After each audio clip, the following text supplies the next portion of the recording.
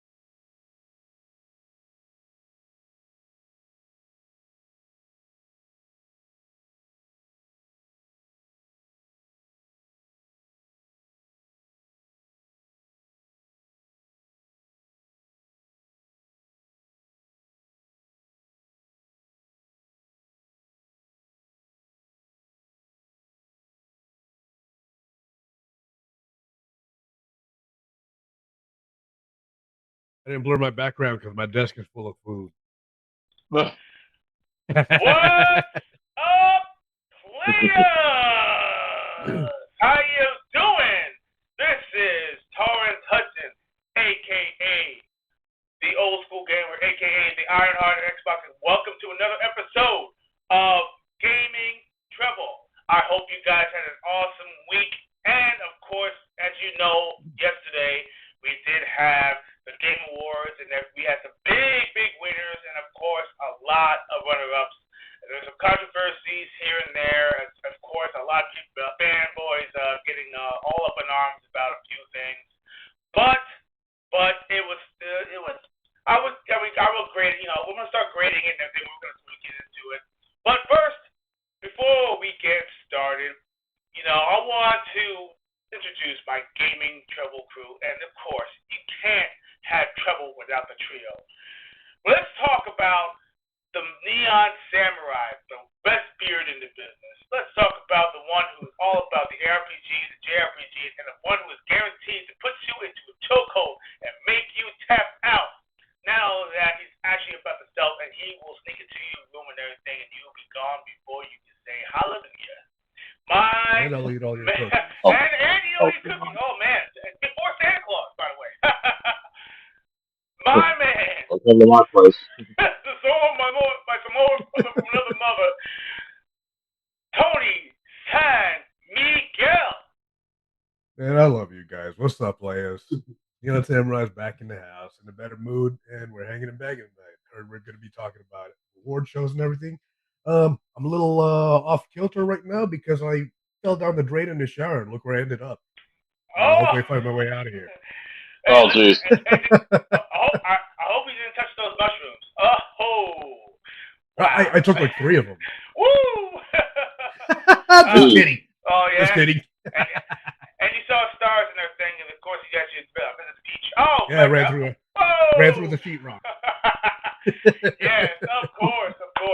And then, of course, let's talk about the best hair in the business. Let's talk about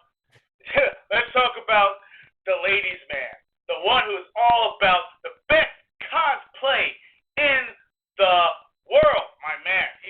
He's all about that cosplay. You got to check it out, my man. Also, he is actually about everything. Castlevania, SNK, Ninja Guy.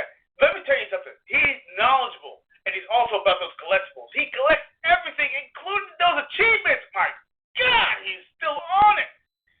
The achievement hunter himself, the one and only Johnny Elisea. What's going on, players? Hope you all had a great week.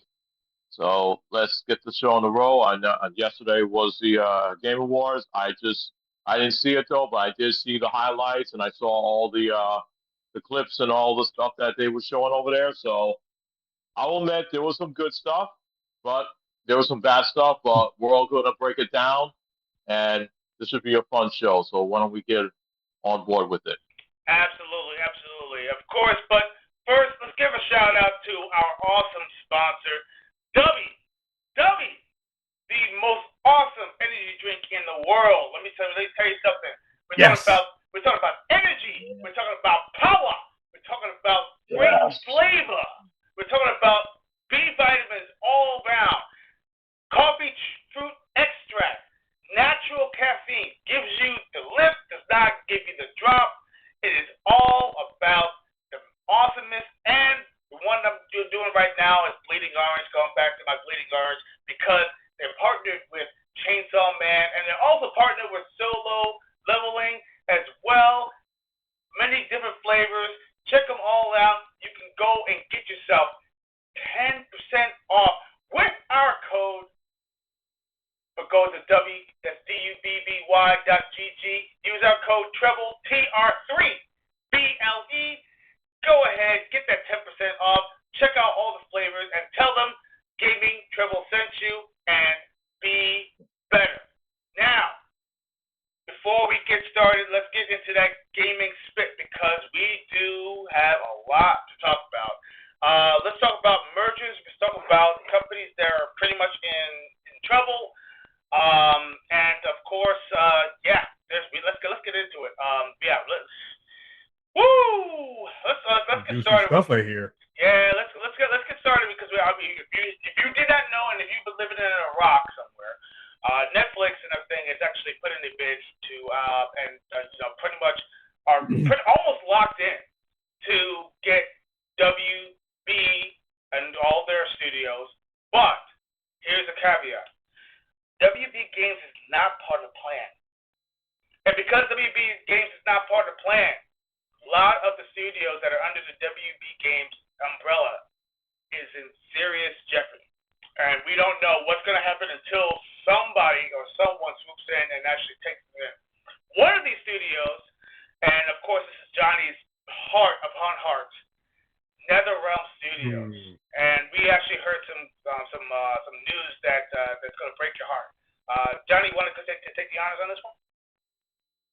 Well, the thing is that WB Games it's not just NetherRealm Studios. It's also Avalanche Studios. They do the Hogwarts Legacy games, and then you also have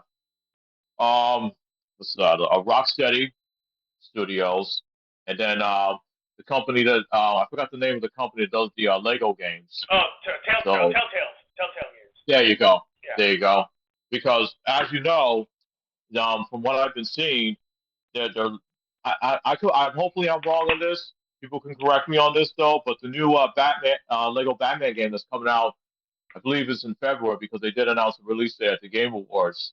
I don't know. This could be their last game if something happens though. But seeing what's going on with NetherRealm Studios right now, and because what happened with Season Pass 2, the Chaos Brains, it did not sell well, and that's why they did not continue on with Season Pass 3. And the game was pretty much done with Mortal Kombat 1. And sad thing is, Mortal Kombat 1 is not even going to be at EVO this year. So, and now the future for Mortal Kombat or for DC Injustice, well, I mean, we don't know. Because, I mean, now I'm seeing, because I spoke to Carlos Messina over at the Evanescence Showcase. He told me that he no longer works for NetherRealm Studios, and then also Dan Foran left though. So when I see all these guys that left NetherRealm Studios, I think these guys saw the future of NetherRealm, and they said to themselves, you know what? I think they said to themselves, this might be a good time to go, and I can see why. So the only person that's really there is Mr. Ed Boon himself. Mr. Mortal Kombat himself. And yeah. So I'm surprised at this time that Ed Boon hasn't retired, especially also I want to add to Ed to it. I don't know if you guys heard about Harada is leaving Namco. He's leaving the Tekken project now. Yeah. I was going to get into that. 30 years. I was going to get into that too. Pretty big. That's a big deal. That's a big deal. Big. Huge. And I'm surprised Ed Boon's been there for been in the industry for over 30 years. I'm surprised he's not jumping off the boat too. So I don't know. I mean, time will tell. See what happens. I don't know what you guys thoughts on this. Go Indy. Good call. Go Indy. Yes. Good call, Tony. Go Indy. They got the clout. They got the capital. Go Indy. Yeah, I mean, it's funny that you mentioned it. I mean, I don't want to get into it now, though, but when we talk about the Game Awards, there's somebody in particular that went indie and opened up his own studio. So I'm looking forward to talking about that as well. Oh, absolutely. But Yes, absolutely. Listen, indie games right now is at this ultimate high. Now you started to see a boom that happened back in the NES days, in the Sega Master System days. We're talking about industries that started so minuscule, so small, and they actually got this lift from all these different games, and one or two or maybe even three games become shining beacons into the future, and they became huge companies as they are today. We're talking about the Konamis, we're talking about Capcom, we're talking about all these companies. Now the Info Games, a lot of these companies started off ultra small, independent, 5-10 guys in a room and everything, in the basement somewhere and everything, just programming games because they love it, and they actually get they get under an umbrella or they get under a license or whatever it is, and they create a game, and it didn't become a franchise. It wasn't even a franchise before it became, and now they are huge franchises. The games that you know today, Metal Gear, Castlevania, Contra, you name it, Double Dragon. All these companies, all these games, all these big games became franchises. Why? Started up small. Small sparks. small idea became huge. So, here's the thing. This is what I do. This is what I feel. And correct me if I'm wrong. A lot of these companies need to go back to the roots and bring these games, bring them their old self back and say, you know what? We gotta do what like companies like freaking what do you call it? Stand up games actually did. You know, they have to, you know, start off small and then they become huge. Start off small, become huge. That's the way they gotta do it. So I don't know. What do you think? Hello? I agree with you. But like I said, go indie. Go indie. Yeah. No. Yeah, that's the best way they can do it. So, you know what? Here's the thing, though. You know what I would love to see, and it's a pipe dream. I know everybody say, "Oh, John, this is not going to happen." I will. You know, remember when our claim came back? Yeah. I would love to see somebody resurrect Midway Games and be able to buy. Yes! Oh, I was just thinking that. Midway Games needs, you know what? They're due. They are due for a resurrection. It is right for the picking.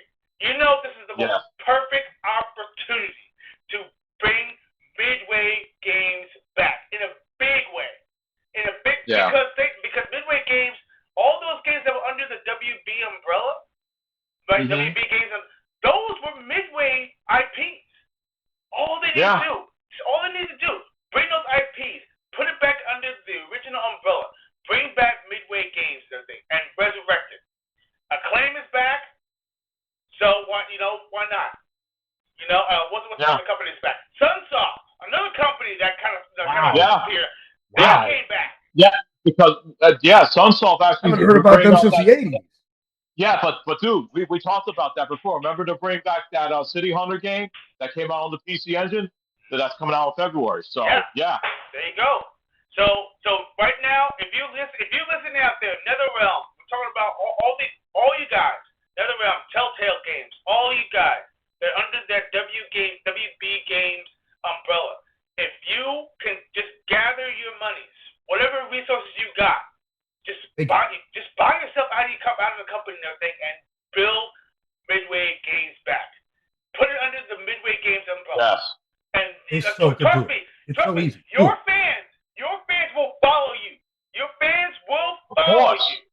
They're not following you. Give me back NFL Blitz, baby. NFL Blitz. Yeah, they're not following Blitz the league, man.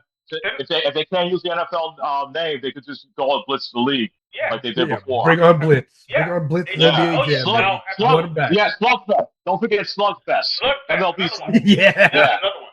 When the sports games were fun, dude. Yes. Now. Hell yeah, man. Yes. Bring back Smash TV. Bring back Narc. Bring back freaking Pit Fighter. Bring back Trog. Another fun game. Dude, I can only get so much wood. Trog. I remember Trog. How about, dude, they got to bring back Gauntlet because they only came out one Gauntlet. Dude, there was only one Gauntlet game throughout WB Games Samurai time when they had all the IPs. They only bring out one Gauntlet game. I want more Gauntlet games. Damn it. Yes. Come on. And right now the networks and everything are actually a big thing. Imagine playing online with 3 other players. Or better yet, if you want up the ante, I don't care. You don't have to stick with 4. You can go 6 because 6 is the thing. You know what I'm saying? Like games and everything with 6 players simultaneous. Why not? Go nuts. Go 8. Just go. Yeah, go nuts. Hell, there's a game called 30. Get nuts. Make it Battlefield nuts. There's a game called 33. What is it called? 33 something or whatever. That came out with 33 active players and you're playing all at the same time. You can do it. Shit. Yeah, you can do it. It's fun to me. Absolutely. I mean, it's pure chaos, but it's absolutely fun. And you can bring a gauntlet. Gauntlet back in a big way. I mean, come on. Oh man. You know these IPs are sitting on. Smash TV. What was another one? What's that game? What's the sequel? You're talking about 33 Immortals, dude. 33 Immortals. Yes, that's the game I'm talking about. It's like Gauntlet, dude. Johnny, you gotta check it out. Total Carnage. What was that? What I have to check out? 33 You have to Immortals. check out 33 33 Immortals. Immortals. You will like it. Trust Yeah. me, you'll like this Okay. one. Yeah. Okay. Yeah. Yeah, Total Carnage jumps it. Remember Total Carnage? Yes. Yes. Mhm. Yeah. Absolutely, man. Oh, So oh man. yeah, but so my thing is and the thing, and that I'm gonna stand on that pedestal for days. Bring back midway games. You know what? Better yet, the thing, if you guys, or better yet, you players out there, if you want to join me, I'll even do a small little campaign. I will campaign midway games, and I will do a retro section. As a matter of fact, we are going to be doing a retrospect on midway games. Actually, we're going to do something like that. I can't wait. And That's going to be awesome. Yeah. It's going to be fun. It's going to be fun. I still have my midway games there, in my collection. Absolutely. So, and we're going to talk about all the games. We're going to talk about games and the thing like 3D games, Hydro Thunder, San Francisco Rush. Oh yeah. Rush 2020. We can't forget about Rampage. Yeah, Rampage. We cannot forget about. They made so many fun arcade games. So many fun arcade games. Midway, come back, please. Come back. Dude, remember Rampage World Tour and Rampage? Back in time. Like he actually could go back in time. Oh man. Oh. And all those different monsters they had. They had so many monsters in that game. And it was so I always choose the monkey. And it was fun. I'm always the monkey. Dibs on the monkey. Besides George, did you like to pick George the monkey? I don't mind picking Ralph the werewolf, or I could pick the shark. There was a shark. I don't know if you remember that. The shark. No, the shark. Lizzie was the lizard. Lizzie was like the Godzilla type. Yeah, there you go. Yeah. Absolutely fun, amazing carnage. All going through stage after stage after stage. You get to break stuff with your friends, dude. Exactly, and Break it. It's so much fun. Let me say, like I said, I'm going to stand on that pedestal, and I'm going to make sure that actually happens. Because midway games. I might even start that campaign soon. Well, as a matter of fact, we might even talk about that on Sunday. I think I took an opportunity to do that. Because let's strike when the iron's hot. Let's strike when the iron's hot. Sure. So Sunday we're gonna definitely go in a deep dive into midway games and stuff like that, and we're gonna talk about all the amazing games that are under the midway and Williams umbrella. We're gonna talk about that definitely. Side note. Absolutely. Yeah.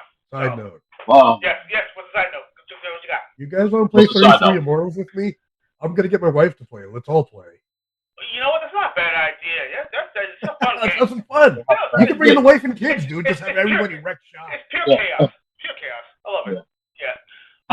But anyways, let's any other news that you want to talk about? Oh, yes, let's talk about Evo.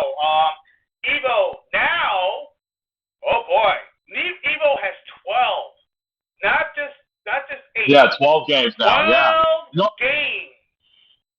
You know what amazes me? They're coming out with invisible. They're gonna have invisible versus that's gonna be in there. But I said to myself, okay, so this game's gonna come out definitely before June, because now it's gonna be Evil's gonna be on the last weekend in June, and Evil Japan's gonna be on the first weekend of May. Mm-hmm. So they're like almost like a month apart though. So yeah, and Evo Japan has a big lineup too.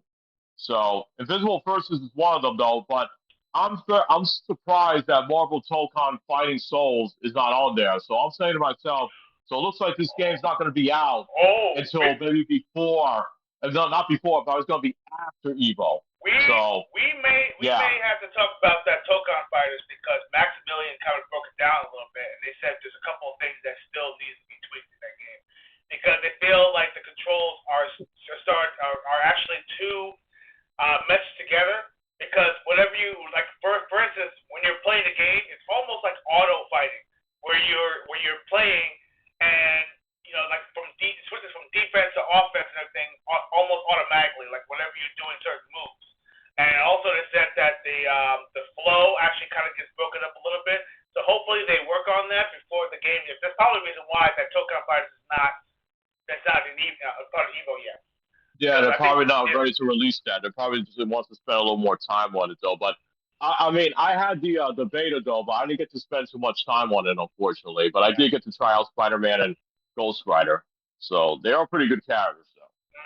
So, but yeah, I mean, from what I played of it, it seems fun though. But I mean, like I said, I mean, I didn't get to spend too much time on the controls on it. So they definitely, I know these guys, they spent a lot of time over it and they found something. So Yeah, they and probably it broke works. it down a little bit. Yeah, yeah. Yeah, All the experience playing fighting games. yeah. But also the big surprise is that Darkstalkers 3 is actually Vampire Savior. Vampire Savior is actually Yeah, part of the roster. I cannot believe they brought that back. But here's the Wow. thing, though. But no, but here's the thing, though. What I'm a little disappointed with. Why wasn't Capcom versus SNK2 on there? Because that they missed an opportunity to celebrate the 25th anniversary of that game. Oh yeah. Because Capcom versus SNK2 came out in 2001, and next year, 2026, will be the 25th anniversary. So that was a very missed opportunity. They could have had that on their lineup. Yeah, you're right about that. You're right about that. You know, So yeah, but then again, on the uptick, Darkstalkers is due for a return. People have been begging for that game. You don't have no idea how many times they've been begging for a new game for a long time. We talked about that. They before. dangled that little freaking mackerel in your face and everything, hoping you'll take a bite. They're like, oh yeah, here you go. Wait, nope. I'm sorry. No, we're not actually doing that. It's a figurine. It's a figurine. Dude, Don't worry about it. It's a figurine. Dude, it was over a decade ago. They showed that new footage of all these Darkstalkers and it's like something that looks like out of like a Street Fighter 4 engine. And people thought that they were going to get a new game, and then it was nothing. So I mean, if they're going to have Vampire Savior at both Evo Japan and over in Evo USA, and if Capcom has something up their sleeves to show, then I'm all up for it. Though. Absolutely. I can see why. But all right, but yeah, you know what? I mean, so this Evo, it should be exciting. That's what I feel like it's going to be pretty good. Evo Japan, obviously more exciting than others. Virtual Fighter, and we're going to talk about a lot of stuff in this because right now we are definitely going to get into the Game Awards. Before that, if you had joined us for the first time or first time viewing us, why don't you go ahead and hit that like button, hit that subscribe button, also hit that bell notification to keep up with all of our fantastic shenanigans and everything because we're all about the fun and we're all about the games, indeed. So, stick with us and say, trust me, it's going to get even better in 2026 because we are so close. Christmas is not that far away, and New Year's is like literally at our doorstep. My goodness, can you believe time goes like this? It's amazing. But let's get into the Game Awards. Jeff Keighley has joined and made another staple in the industry once again with Game Awards 2025. There has been some ups and downs in the show. We're going to break it down little by little, from beginning to end, all the good stuff and the bad stuff. I watched the whole entire thing. Johnny, you only watched the trailers. And Tony, I don't know if you actually caught glimpses of any things here and there, if you counted the whole thing or whatever. I'm not sure. But I watched the whole entire thing from beginning to end because I had to. And yes, there were not a lot of cringe moments. They actually got better this year, but there's still some cringe. But we're gonna get into that, and of course we're gonna talk about the Muppets as well. I gotta talk about it. But first, let's get started. The pre-show. What can I say about the pre-show? The pre-show was very brief, very quick. A lot of cute anecdotes that don't make any sense. And but the previews was pretty much what it was all about. So we're gonna get into the game reveals, and then we're gonna get into the winners and of course the runner-ups and why. I know you're very happy with some of the winners. Yes. Oh man. Oh. I know you're very happy. I'm happy too. Listen,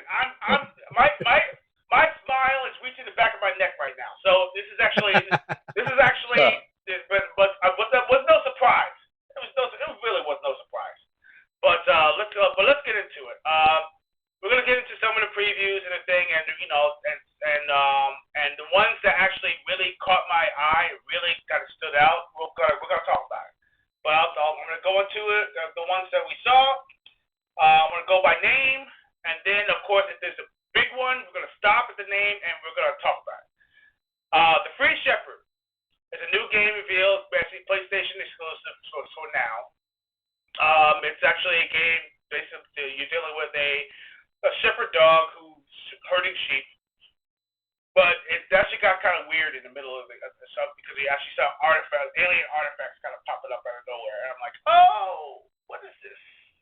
What is this about? I guess they were trying to make it fun. Decrepit. It was a first person type of first person like dynamic, weird, medieval type of game that actually it's not that bad. I mean, I can't really get into all the details of Decrepit because it looks cool. Audio mech. Okay, let me stop right there. Audio mech. I got showed the trailer. The audio. Listen, I'm all about music games or rhythm games. I'm also about shooters. This is both. And let me tell you something. This caught my attention because the music sounded good, and it's dealing with shooting, and you're actually dealing with shooting along with rhythm and music. But that's pretty damn sweet. So what do you think? Did you guys actually see any of the trailers? I didn't look at. I didn't look. I did not look at it. All right, so you know what? I'm actually gonna pop them on the screen, and we're gonna go into like some of the trailers because I don't think everybody's seen some of these games, but we're definitely gonna show it. So and then I want you to get your opinion about that game. Let's see. Here it is. Here's the trailer. Boom. All right, let's go ahead and do that. All right, pause it. Boom. All right. Here we go. Here's a look at Audio Mech.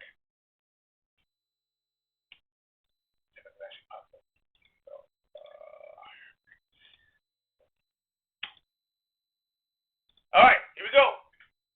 Here's the trailer to Audio Mech, and see for yourself.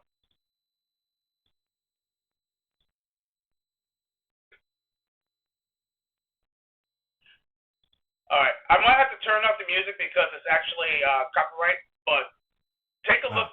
Take a look at. Yeah, just footage of it. Yeah, it's pretty. Those look.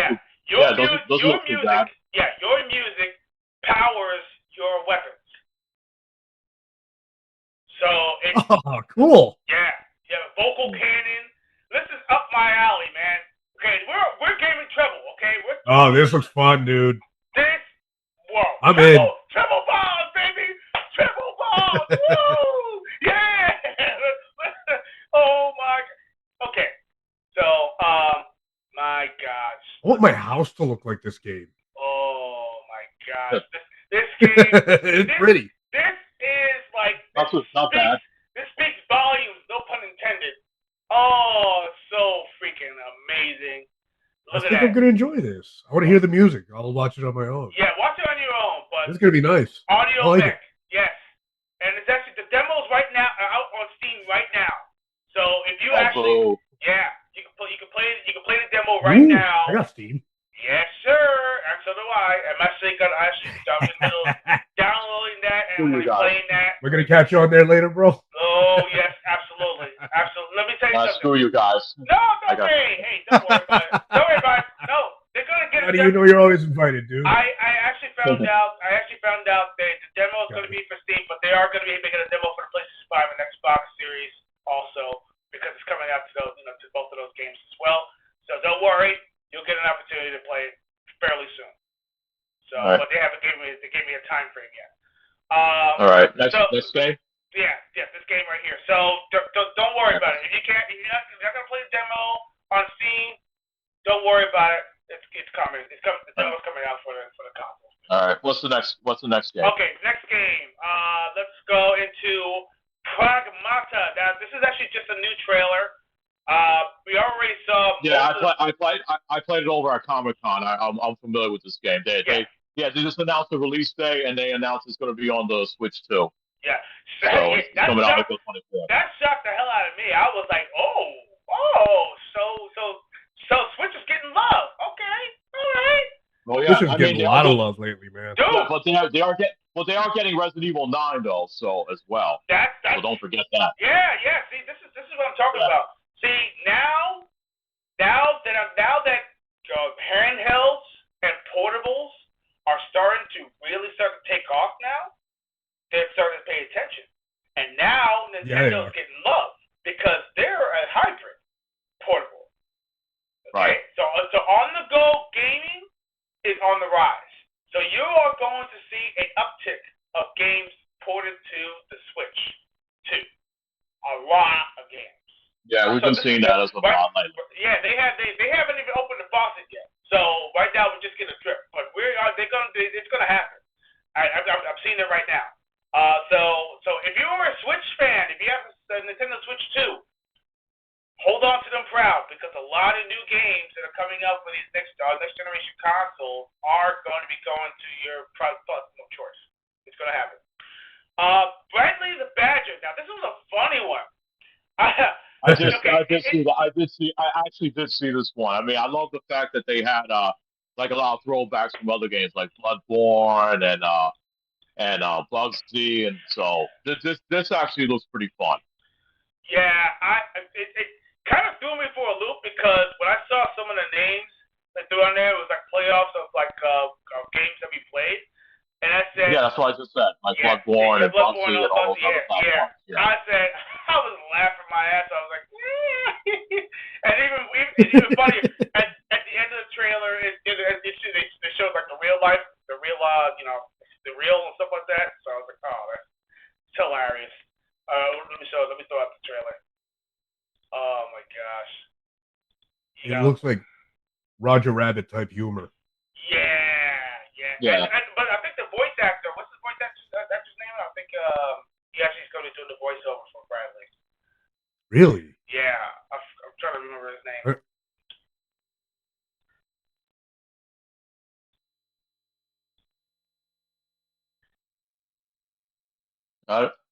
Here we go.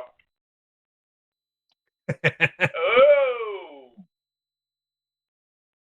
I don't know if it's like I'm watching like a kid's show. Yeah, but look at the animation. The animation's great. Look at that. Yeah, if it wasn't for the HUD, I think I'm watching something.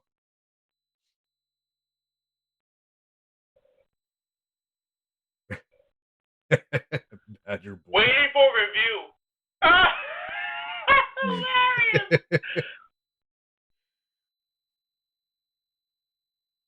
This is hilarious.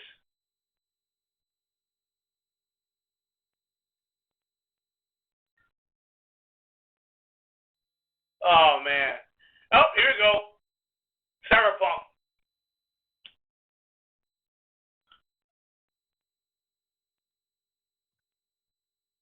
The Last of Us.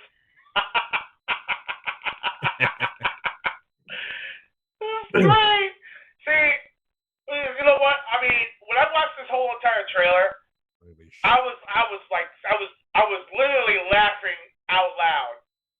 And now look at this. It's freaking hilarious. This reminds me of what game was that? Damn it. What's it called? Oh my gosh, what is it called? Don't kill yourself if you can't remember it, Torrance. No, I'm trying not to. I'm enjoying this trailer. Sorry. Yeah. Yeah. So, but right now it looks like it's only on Steam, which actually kind of frustrates me. I'm like, really? Only on? More people should be able to play this. Yeah, I really feel like just having it on Steam. If you don't have a PC, that's the only thing I hate the fact that when they announce a lot of these new games, though, that's like they always say like wish listed on Steam, or if they have a demo of it on Steam, and I feel like that they're trying to like I don't know, like forget about the console players. So that's one of the things that frustrates me. Yeah, I get it. Yeah, well. I feel left out of handhelds and stuff because I don't, Right. I get it. Exactly. Yeah. Well, that's all right though. I mean, Right. to be honest with you, I'm pretty sure that these games are going to eventually come out to console too. Especially that game. That game right there. I mean, it just shouts a console style game. It can't be just for PC. Right. Yeah. Absolutely. It's gonna happen. It's gonna happen. The Bradley the Badger guy. That's Quicksilver. Yes, there you go. Yeah. Oh, that's right. X-Men. Okay. Yes, there you go. Oh, for the Avengers, yeah. Mm-hmm. So, all right. So next game, let's get into that. The next game is Stupid Never Dies. Now this is up your alley. I like the title. This is up your alley. Here's the thing, though. I mean, it does remind me of a lot more like a lollipop chainsaw, but I need to see a little bit like more into it though. Like it shows me like it just shows me like they only give me a little piece of candy, but I need to see a little bit more of it to get all hyped up about it. So I'm skeptical on this one. Devil May Cry Resident Evil veterans made this game. Yeah, but so like it I said, might be good. Yeah, exactly. So I don't want to. I'm not like on high into it, but it's something that I'll keep it on my radar, but that's about it. Yeah, so I like the title.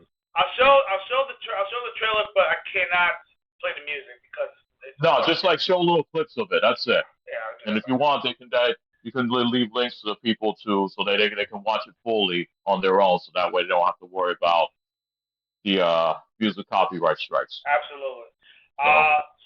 It's sorry, my dudes. Yeah, it's but you know what though? If you are a fan of anything that what do you call it? Lollipop Chainsaw. If you're into Shadows of the Dam and all these other games. Exactly. Yeah. If you're into those types, this is gonna be up your alley because it's campy, it's different. Some of the gameplay they showed at the end of there, you actually could take the powers. You literally take the powers of certain creatures, and you can like I saw a werewolf. You can turn into a werewolf. They already have me. But as soon as you be able to turn into a werewolf and to the giant monsters and stuff like that, I said, oh yes, absolutely. Yeah.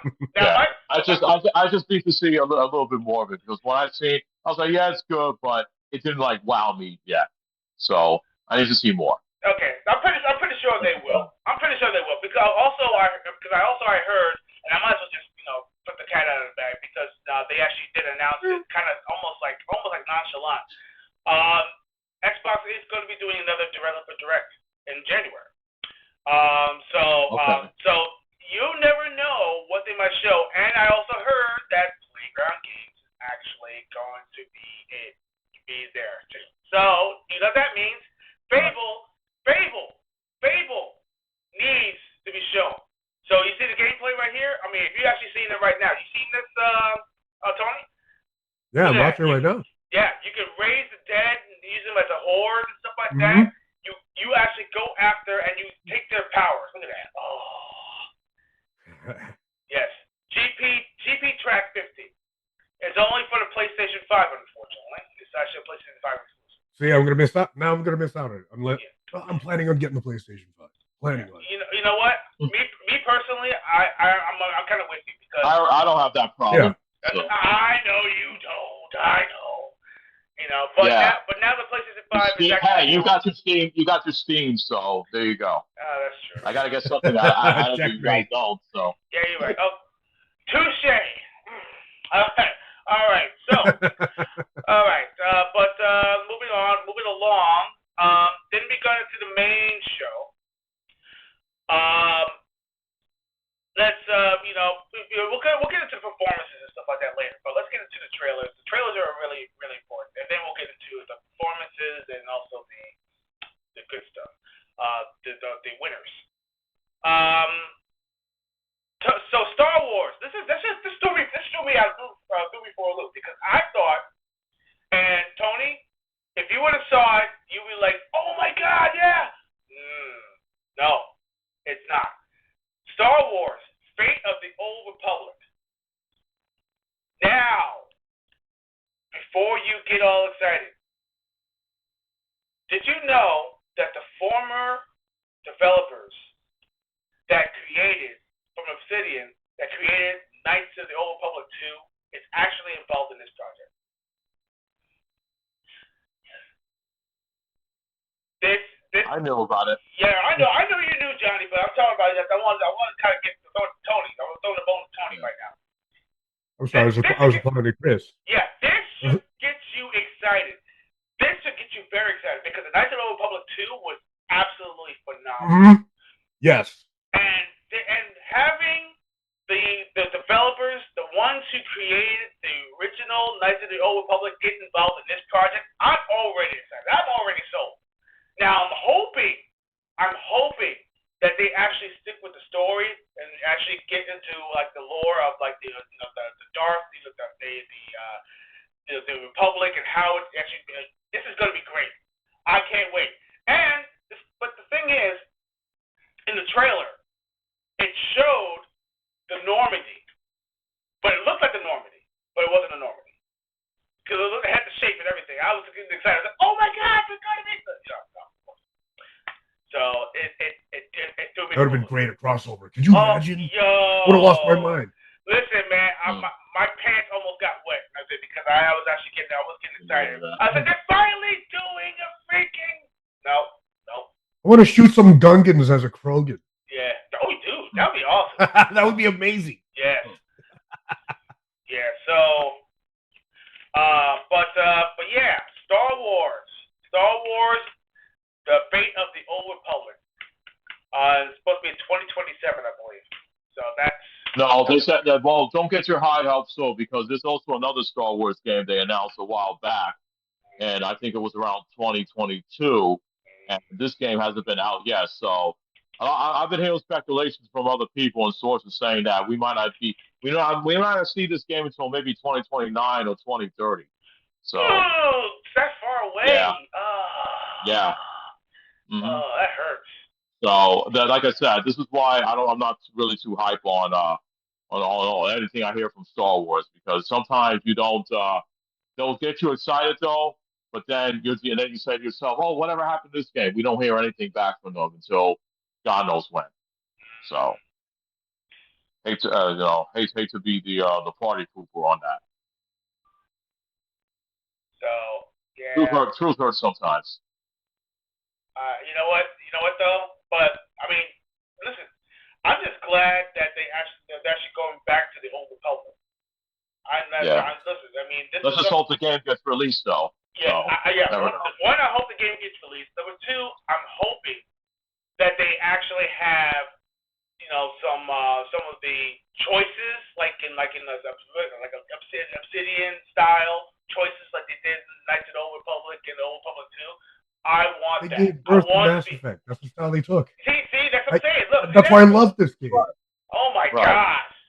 But so I want that. I want to be able to make my consequences actually happen. I want to know if I actually made the right choice or the wrong choice. If I go to the dark side, or if I actually become a Jedi, or if I actually become something else. I want that. I want those choices. Star Wars has been known for that, and Casey Hudson. He is a director that actually was part of the Knights of the Old Republic. So this is gonna be big. This is gonna be huge. It's gonna be huge. Yeah. Let's just hope they follow through with it, though. I hope so too. But you know what? Only time will tell. I'm gonna start a rumor. That is a Normandy. I'm starting a rumor. Oh, oh yeah. I want to see how far it goes. Keep it coming. Keep it coming, man. Oh man. But I'm gonna post it on X right now. Indeed. It's the Normandy. All right, now, okay. This next game, I'm sorry, but I'm not gonna show the trailer because it's just too gruesome and it's too wow. Divinity 3, the Hellstorm. Yes. Wow. Wow. I watched that whole time. Like even my wife literally was cringing. She was like, "What is this?" I was like, "I don't know." But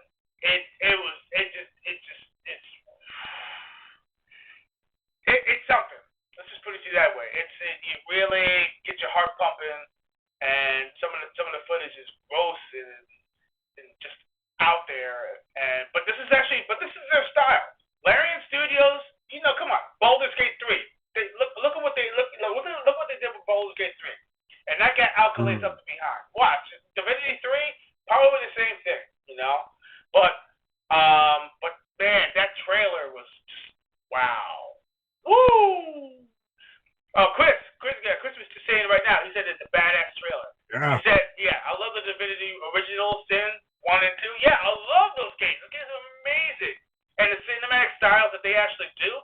Trust me, this one right here, cinematic, and it really does get your heart pumping because it was just a whole lot of everything going on.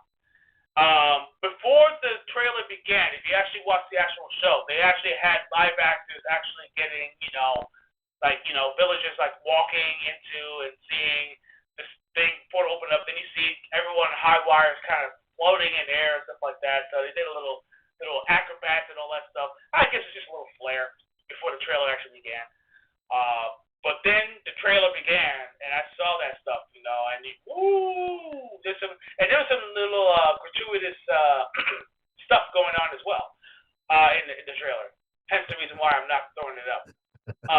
But yeah, absolutely. Dude, wow. I can't wait to see the actual gameplay. That's just cinematics. I want to see gameplay. So before I say anything, but Divinity's been well known to be fantastic games. So I'm pretty sure they're going to. Whoa! They're gonna happen. Yeah. How did I miss these? You missed it? You have? I get to catch up on Divinity 1 and 2 before I get to play the new one. Then. Yeah. Sweet. Yeah. I got something new to play. Yeah, man. Dude, listen. If you if you like Diablo, you'll definitely love Divinity. You'll definitely love it. Yes, absolutely. For Loop. This game was actually made by Bad Robot Games, another PlayStation exclusive. Now, if you are familiar with Left 4 Dead, you will definitely probably enjoy this game as well. Yes, I will. I loved Left 4 Dead. Yes, because it's made by the same creators of the Left 4 Dead series, and they actually kind of teamed up with Bad Robot Games, and they created this game called For Loop, which is basically the same sandbox style kind of type of gameplay and everything, where you're actually trying to branch off paths and get, and you actually get power-ups as you go and move on and stuff like that, and you're branching paths. It's pretty wild. Let me show the trailer so that way you guys can kind of get your own idea about it. You know what? I'm a fan of Left 4 Dead. Johnny, you played Left 4 Dead. Johnny's played. Yeah, I looked at the game, but it didn't really like do anything for me. So, like I said, with me. Sorry. What's that? You played Gears with me, not Left 4 Dead. I was playing Left 4 Dead. Gears I did, but not Left 4 Dead. Yeah, Left 4 Dead. I mean, I like Left 4 Dead, but I just haven't spent too much time. But when I saw this game, I was like, okay, I need to see a little bit more. It didn't really excite me. It didn't really excite me. So. But yeah, I mean, I like the Left 4 Dead series because it was fast, it was infrequent, it always, it's random, but you always have the same goal, but you guys have to work together. If one of you guys get captured, if you guys get captured, one of you guys is gonna have to rescue me and everything, or if I get dragged off and stuff like that, you got these actions. Yeah, it's pretty much the same concept. And then of course Back 4 Blood, which was actually a failed version. Yeah, I wanted to like it. I got bored. It didn't capture the same magic. It didn't capture the same magic as the Left 4 Dead series. It didn't. They tried, but I mean, It just makes me want. It makes people want to go back to play the old Left 4 Dead after people playing that game. Yeah. The So community that played Left 4 Dead was so chill. Matter of fact, I noticed most Valve players are chill, yeah, like really chill. yeah. Yeah, absolutely. So, yeah, Yeah. I feel like that this might be an opportunity for redemption. But then No, again, we'll see. yeah, we'll see. You know, I mean, it's a PlayStation, it's just PlayStation exclusive and everything. So we'll see where it goes. Then the next game that they showed was a game called Coven of the Chicken Foot. Um, which is interesting because you're a grandma. You're like a little grandma, like walking around, and you have this creature thing that's kind of like, I guess, kind of helps you in a sense, and you get armor pieces and and you gathering pieces and you're floating to certain areas, and it's kind of like games like what do you call it? The Shadow. Shadow. Yeah.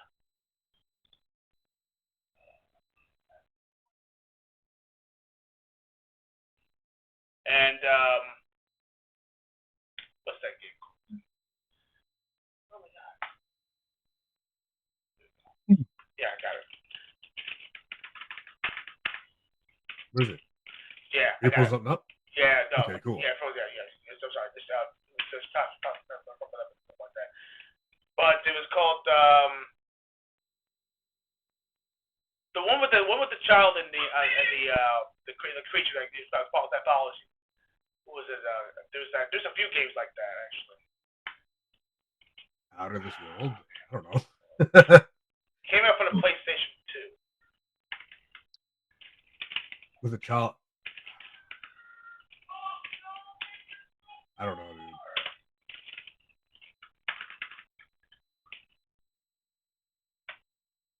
Yeah, if you're in the chat and everything, go ahead and shout it out if you actually played that game. It actually deals with a child, and you actually have a bird-like creature. He's like almost like a griffin. Well, when players talk, I mean, when I players played a talk, while can ago bring it up. myself. Can bring it up, though. We can go on to the next game, so we don't waste time. Hello, can you hear me? Yeah, I can totally hear you, dude. Yeah, we can hear you. You didn't hear what I said? Oh, looks like we lost Torrance. Torrance, you lost audio, dude. Can you hear us? Yeah, You can't hear us. I think. Anyway, I think the game Torrance was talking about is called Jumper. Griffin's Story. PS2, Okay. Wii, and 360. Yes. Okay. There you go. It's similar. It's similar in fashion because your creature helps you across certain do certain tasks. You can't do it alone. So that either moves blocks or finds armor for you or attacks big creatures for you, and you're pretty much more of an exploration type of person. But then there was a part of the trailer that shows that your partner gets corrupt and starts attacking you. So it looks pretty wild. And I like the graphic style too because it's more like a like a shell shaded type of game. Let me see if I can just pull it up.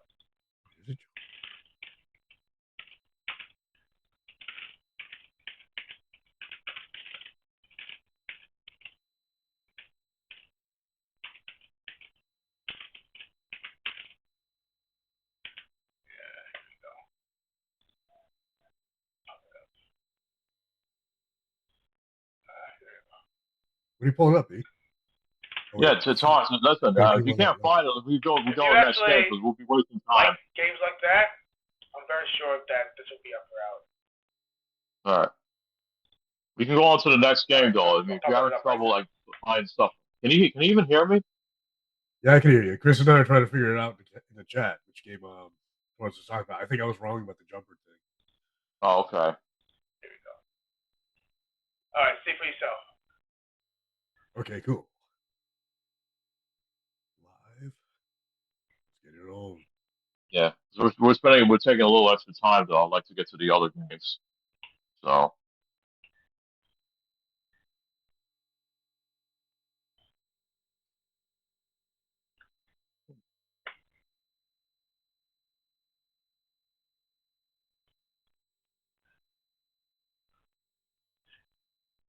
Oh, it's too Now, small on my screen. I was actually kind of curious about this because when you saw her kind of looking at like an old lady, I'm like, wow, an old lady actually doing an adventure game. I said, grandmas can do it too. I'm marveling at the animations getting better in games. It's Look at very, it. it's very smooth and so stylized. Look at it. yeah. Look at that. Yeah, it is. Mm-hmm. Unique style, really well animated.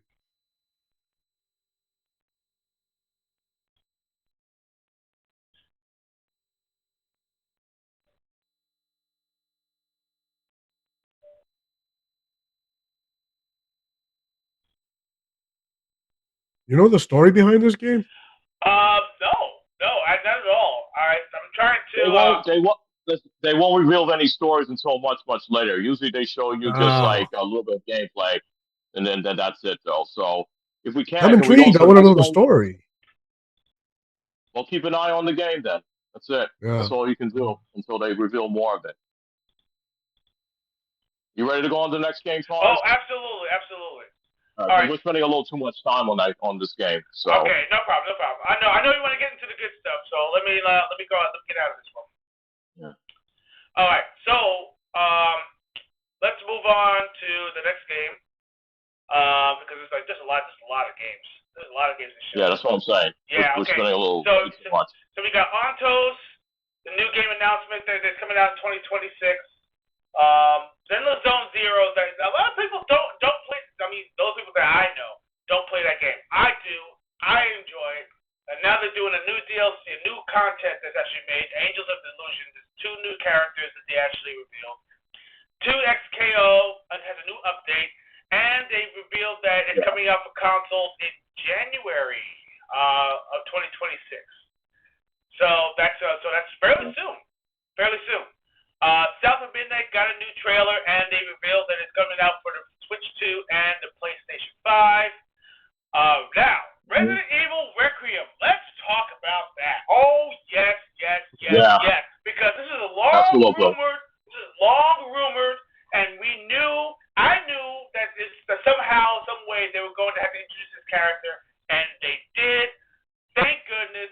Leon has been confirmed to be in the story, and you can as a playable character. Oh my God! Yeah, he's going to be a playable. Yeah, he's going to be playable in this one, but he's not going to be like in the main parts. There'll be some parts you're going to play as Grace, and then there's going to be some parts you're going to play as Leon. But the action sequence with Leon though looks fantastic though, especially that he can actually take the enemy's weapon and use it against them. Like I thought that was awesome. Like the whole chainsaw thing. Like he took the enemy's chainsaw, and he drops the chainsaw, and he can pick it up and use it. I thought that was cool. unique. That is cool. That was very unique though. But yeah, I mean, the thing is that Leon got leaked though, because what happened was they wanted to reveal him first at the Game Awards, but then I think PlayStation screwed up because they actually put a screenshot of Grace in the middle and Leon was like on the top. So people saw that and they were like, okay, it's already confirmed that he's in the game. So see, this is the thing. Nice to see Leon back. I believe that Jeff Keighley was a little pissed off because a few things got leaked ahead of time, and he really wanted to keep them all as surprises. And you know what? I don't blame him. I hate that. I hated that for E3 back in the day. I hate that now. It hasn't changed. Yeah, and there's no surprises anymore. That's the problem with the game. That's what I'm saying. You don't get like remember back over at what was it? Was it at Gamescom when they revealed season pass 3 for Street Fighter, and then we already knew the characters because they leaked it out. Yep. So we were just sort of seeing. We just wanted to know how they look, and that was it though. So it was nice to see, but we knew the characters that was going to be out. So, you know. But yeah, but nonetheless, though, I mean, it's fun. We got to see some gameplay of Leon, which is cool. So there's not all was lost on that one. No. And you know what? At least they didn't leak the gameplay. They just leaked the picture. You know, Right. so You That's guys all might they be did. looking at it the wrong way. What's that? Think about it, right? They're bringing they're with the new protagonist, that girl. She's scared of the zombies still. She has no Right. instinct, combat or anything like that. yeah, They're going back to the old roots of it being scary again. Right. That's what they're doing You though. might Because be the having thing some is, good. You might be having some reliving some good old memories there from back in the day with the yeah, original no, Resident exactly. Evil. That's the reason why they did not want to use Leon as the main character for this one because Leon already went through that since Resident Evil 2. So Yeah, now he's got the experience. He knows how to handle himself very well, and he doesn't he's get so scared very easily anymore. He knows how to yeah deal with that situation. he's So so it's smart. experienced that he's not scared. He's like Dante Exactly. without the superpowers. Yeah, he don't. Yeah, exactly. It's not They going to know what phase to him. do You're with not going to have a himself. scary game. It's not going to feel like Resident Evil anymore. yeah. You know? That's the reason why That's Grace. my That's problem with the reason Resident why. Evil. Was the last ones they weren't scary. Yeah, because this is Grace though. This is a new character that's going Yeah, through this. So, but but Yeah. yeah, it it might be a works. good way they're going. Yeah, it works. So yeah, I can't wait for this one in February. That's for sure. But yeah. Anything else before we go on to the next one about Resident Evil? Actually, yeah. I mean, basically, I'm just glad that Leon is back. I'm glad that they actually added some new mechanics. You know, they Yeah. actually have two different perspectives, which is great. And Hmm. you know, like basically, you have the fear of Claire, and then you have the brawn and the brutality of Leon. So it works out. Yeah. It works out in the long run. Is that? Hmm. So Yeah. I love it. I love it. I'm all Yeah. for it. I am all for it. And Absolutely. what makes it even better is that you have two different perspectives. You can actually be able to play Yeah. in third person and in first person, whichever way I you wish want. more games would do that though. I wish a lot of games would do that. You know. Exactly. So yeah. We'll see. We'll see how that Review goes. Cyberpunk. Hmm. Oh, you know, people wanted Cyberpunk to actually that Third person mod win. Come on, Exactly. the fans Yeah. want it. I think they We actually do created have. our character. Didn't We they put have a all mod? our work into V, and we can't see it. I think they already made a mod for that. You know, that. Yeah, but I want an official one because the animation's off. It looks weird. All right, Yeah. that's true. That's true. Yeah. It looks clunky. Yeah, Yeah. that's true. So. All right. Okay. Okay. Next. Order of the Sinking Star. I actually forgot what that's about. It looks pretty interesting. But I actually I think I caught glimpses of it because it didn't really like catch my eye. I think that is an RPG. Let me just double check. We'll see. We'll see it together.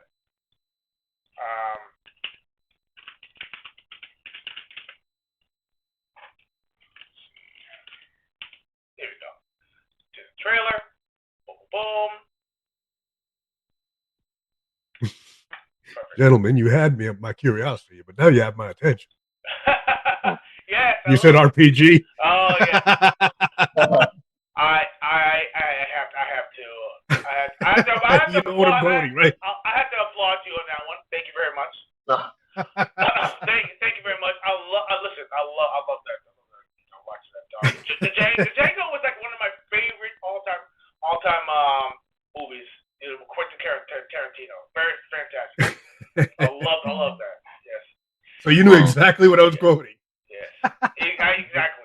Oh wait. Ooh, Okay. So it didn't really catch my eye. I like these type of things. It looks like an RTS / puzzler type of game, and It's very puzzly. very puzzling. You know. Pretty. Yeah. I could chill playing that at night, man. Yeah, but it's not my cup of tea. It really isn't. I mean, I'll get bored of it pretty easily. Yeah. No mine's either. Yeah. So, but other than that, if you're a fan of games like that, or have at it, Haas. I mean, right now, not really mine. Not really mine. You know me, I play anything, dude. So. Yeah. Yeah, we can see that. Yeah, it is. But Hey, you look at my Xbox Live and my stats and see the dumb games I've been playing. You're gonna laugh. Yeah. You got a whole list. Next game, Exodus. There was a new trailer. It also is in 2027. Looks pretty interesting as well. Another somewhat banger that's supposed to be coming out. If you like these type of like sci-fi thriller type of games, you'll definitely like it. I think there's a voiceover of I think it was let's see, I'm trying to find the voiceover. You might know him very well. Matthew McConaughey. Yes. He actually does the voiceover in this game. Okay. Yeah, here we go. I think he did a teaser of this one. He did a teaser of this game. I think it was some kind of not Game Awards, but something else. I forgot what it was. But he actually teased he was actually going to be part of the game. So, but this is the game. Wizards of the Coast. Be a large place. Yeah. Archetype Entertainment. That's the group. There's a new indie developer. But here's the thing. Doesn't look indie at all, does it? Otherwise, they wouldn't be getting Matthew McConaughey for this one. Yeah, you're right about that. No. But I've been seeing all these new studios just kind of popping up out of nowhere. I don't know these people from my head from a hole in the wall. Yeah. It looks interesting though. It's like sci-fi. Yeah. You're building, making like matter out of nothing and making mountains and bridges and stuff like that. And there's robots. Robots and lasers, dude. And spaceships. High-speed space travel. Yeah, I'm in. I'm gonna be in. Absolutely. Look at this, man. Space explosions. It looks good. I mean, I like it. That looks like the Normandy too. Yeah. At least the front part. Everyone's copying the Normandy, man. Look at this. Look at the creatures, man. Okay, you know what? I'm in. I enjoy Matthew McConaughey. I'm gonna play this. I'm in. I'm in. Yeah, definitely. All right. Next. Moving on. Next game. I keep getting older. They stay the same age. The next game. Let's see. We got Warlock, a Dungeons and Dragons game. Now, this really interests me a lot. I'm into Dungeons and Dragons. This threw me a loop because I didn't know that they were actually going to go into the Dungeons and Dragons lore. Warlock. If you are familiar with like the Warlock and Dungeons and Dragons, my son does that kind of does role playing stuff. He has a group. He does it every Thursday. Pretty awesome. The Warlock is they're actually getting into a full-fledged game, and they showed the trailer, and it looks freaking awesome. Even though it was short, it spoke volumes. And it's coming out for the Xbox, PlayStation 5, and Steam. No announcement for this the Switch 2 yet. Gotcha. So, what do you guys think? I'm mesmerized by the graphics, right? Yeah. I'm not too big on Dungeons and Dragons though, so. Really? I've never jumped in. I'm willing to give it a shot. Especially if it's a video game. I only play like the beat 'em up games of Dungeons and Dragons, the ones in Capcom. So those are the only ones I really played. So I just never got into it, especially the board games. Yeah, I get it. Oh, but I mean, if they make like a Dungeons and Dragons RPG or even a beat 'em up, I'm all in. I have the beat 'em ups. Yeah, I have them too on my 360. Yeah. So yeah, I just never got into. I dig stories like this, that Lord of the Rings type stuff, man. I'd play this. Gotcha. Yeah, I'm not a super fan, but I enjoy stories like that. Right. Exactly. I mean, the thing is, you enjoy some of the games of it though, but not every single one of them. So it just depends on the concept of the gameplay. Yeah. I didn't see much gameplay though. It was just like it's just I want to see some gameplay. Yeah, I want to see some gameplay. Yeah, too. gameplay is important though. I have a feeling that it may be a top-down Diablo-esque type of game. I don't think it's going to be like an action adventure like Beyond the Back type of game. I mean, it's not confirmed nor deniable that it's going to be either one because, believe it or not, Dungeons and Dragons has been known for doing games that are more like that. I mean, top-down, almost like an RTS style type of games. But we'll see. Right. I'm really intrigued. I'm actually looking forward to it. According to IGN, it says it's a third-person action adventure game. Built around magic. Oh, okay. So, yeah, I think I'm in. I need to see some gameplay. Yeah.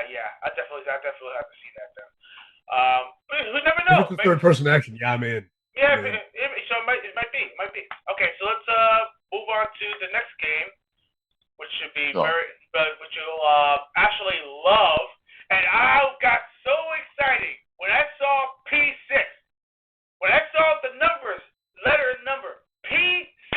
If you have played, and I'm pretty sure you have, if you play Control, you should definitely know what P6 means. That was actually the brother of the protagonist in the game, and he was the one who was actually causing all that weird destruction that was actually going on inside there because he was captured within the artifact, which was actually inside of the facility. And as you went, well, spoiler alert, you actually do become the director. You actually do get to go back and do other missions inside of there. And one of them is actually to find out more about what's going on with your brother. Now, this game takes place years into the future where all the creatures and the artifacts actually escape and they actually go into the actual city. And it almost feels like in a weird like universe where everything kind of completely flips upside down, and you play as the protagonist as the brother, and now you're dealing with melee combat. So let me just go ahead and pop up the trailer and see for yourself. And I finished the game, and I also finished the DLC, so I'm in. I'm in. Woo! Thank you, Remedy. I love you. Remedy knows how to make games, so you can see for yourself. Now, where is it? Come on. What? It's coming. Today, Junior. It's coming. Hurry up. We don't got much time, man. There's other games I want to cover. All right. So anyway, let's go. I'm just gonna skip through a little bit of that, but man, it's freaking good. It's freaking. Here we go. No spoiler. There you go. So let me see. But if you played Remedy, if you played any Remedy game, you know it's all about weird and obscure and also interesting game mechanics. This is his forte. And from what they said is that this game is actually not canon. It's not really canon, but it's almost like an alternate universe type of deal. And you can play this game without knowing about the first story because the first story gets integrated into the actual story of this game. So you'll actually get feedback from the first game into the second game. So you can just jump in right away, which is actually I'm in. This looks great. It looks good, right? Oh my gosh, it's just give it to me. just put it into my veins. Absolutely. So yeah. So anyway, but that's one of the game announcements that actually got me really excited. Then Johnny, I know that you were excited about this freaking game. Which one? Of Dragon. Oh my! Let's make Johnny happy. Can I please talk about this game? Because I know the full backstory. Yes, you can. Okay. Fire away, my dude. Listen, no offense, Torrance, but you took a lot of the show, so let me get into this though. I I did my back first. When I first saw this game, I said to myself, "Oh my goodness, this kind of reminds me of the Yakuza series, though."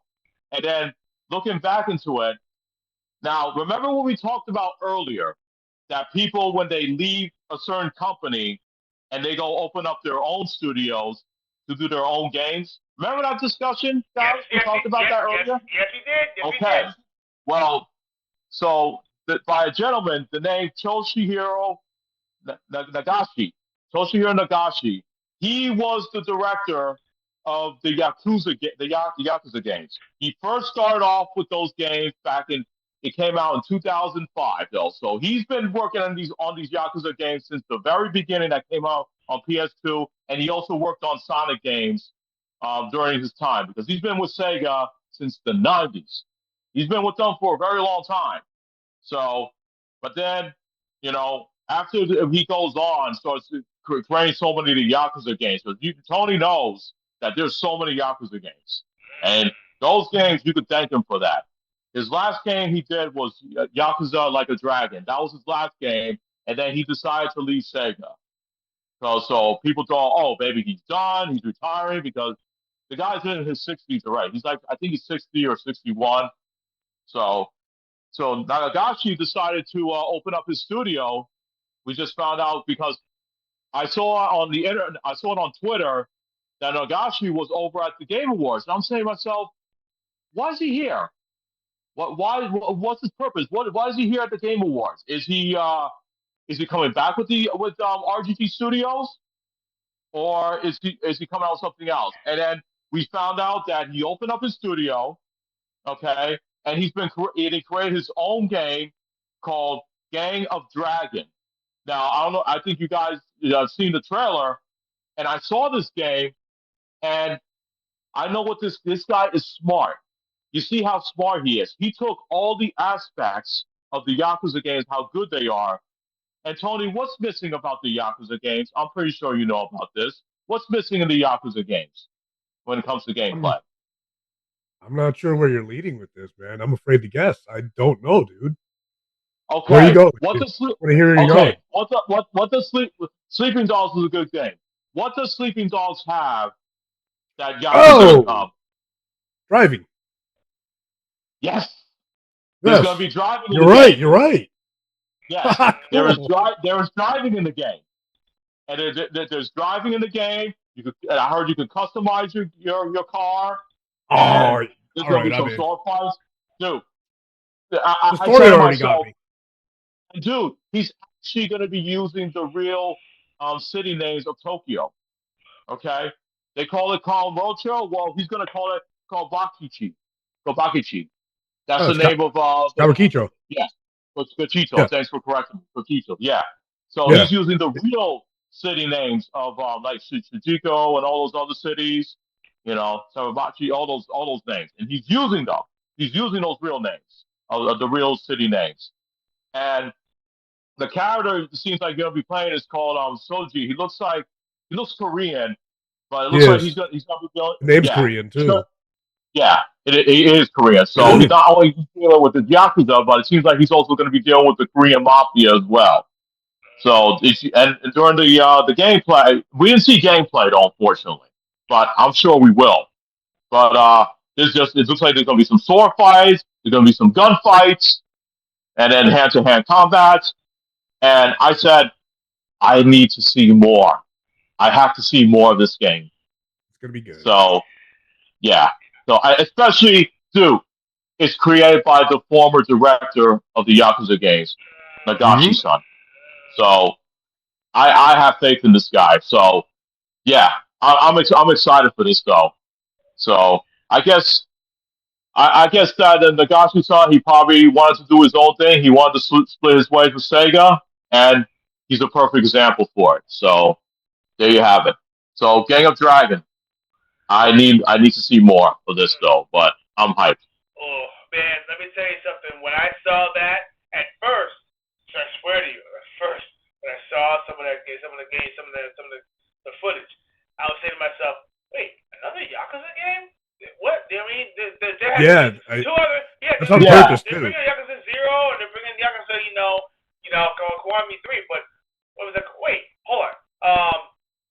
be doing another one. And then when I saw the studio, I said, no way. Nagashi Studios, yeah. Studio. Holy crap. Nagashi Studios, I was like, oh, crap. So, dude, I am hyped. I am so hyped for this game, and I want to see footage. I want to see gameplay. I want to see if they actually have more. But you mentioned, Johnny, you already mentioned freaking driving and stuff like that. Yeah, maybe it's not turn-based anymore. Yeah. I mean, you're going to miss if you can drive, it wouldn't. Yeah, you're going to miss the arcade concept and stuff like that because you remember that's all Sega and stuff like that with Sega games. Yeah. But I'm not worried about that. What I'm worried about right now is gameplay. I want to see more. I want to see the driving. I want to see all that stuff. You know, customizations. I want it all. Give it to me, man. Give it to me. I can't wait to see more. Yeah. I gotta say thank you to Toshihiro Nagashi for going out there and just doing his thing, man. Hey, Shadow Ninja, what's up, man? What's going on, Dorian? How you shout you out? Hey, Dorian, how you doing? Dorian, my brother, what's going on? Awesome, guys. Thank you for joining us again. Thank you, players, for joining us. Indeed, appreciate that. Indeed. Shadow Ninja mentioned, isn't that guy from the Marvel movie The Eternals? Actually, matter of fact, it might be. I'm looking it up right now. You might be correct. It could be, though. I mean, if you guys can maybe go on I don't know if you can go on IMDb. Yeah, it is. It's the same guy. Him. It is him, yes. It is him. Yeah. Wow. Nah, Dog Shuck. Wow. He's a big boy, man. Yeah, he actually. Look at the size of those guns. He's a big dude. And he's fast as hell. Yeah. He's fast as hell, this dude. I've seen him. Who's jacked? Look at that arm. He did a movie where he was a boxer and going against the mafia. I forgot what the movie was called, but he actually did like a street fight and stuff like that. He was dodging and just knocking out these dudes, I think, left and right. It was freaking amazing. I'm trying to find out what the movie was called, but yeah, she showed like a little bit of footage. So he actually is in that too. Oh, he's also on Train to Busan, that zombie movie. Train to Busan, yes. That's a great movie. Yeah. Oh, right. Yes. Dude, star power like that in the game. Yeah, he's a big dude. Already? Yeah. Ooh. Yo, this studio is gonna blow up. His studio is going to blow up. I guarantee you. Yeah. Nagashi-chan, he's starting it the right way, man. Yep, absolutely. Yeah. Second Love's a good one. Second Love's a good one. Okay. Okay. You could go on to the next one. Okay. So that's all I got. The next one I wanted to skip, but we're gonna have to roast it. We're gonna roast it so good. It's gonna be like turkey dinner. What's this? Street Fighter the movie. They did a special sneak peek. Why? I saw the trailer. Dude, I don't understand. You know what's crazy? There's actually people that thought that this was good. This looks fun and this looks good and fun. I'm like, are you kidding me? You really think that this looks good? I mean, come on, come on, dude. When I saw Roman Reigns as Akuma, I'm like, are you serious? And dude, Cody Rhodes as Guile, dude, Cody Rhodes looks too thin. When I saw that trailer, he looks too thin. They should have got Alan Richardson from the Preacher series? He would have been better. At least he's jacked. You know? Oh, I saw this. I saw this, and I'm like, how can people be so excited for this film? I don't get it. And they said, oh, it's going to be fun and campy. Dude, I talked to all my friends in my circle. None of them said that they're excited for it. They said this looks like a bad fan film movie. So I don't know. And yeah, they had the cast members up there, and I will say this. I will say this, and I'll let you guys do your roasting though. At least the actor who they got for Zangief, he's freaking tall as hell. He is tall as hell. And the guy who they got for Dalstein, he actually looks pretty legit. I will say that. That's all I'm gonna say. But I know he's cooking up. He wants to burn this thing alive. So go ahead, Torrance, say what you gotta say. Go ahead, Torrance. Let me tell you something. Oh, when I watched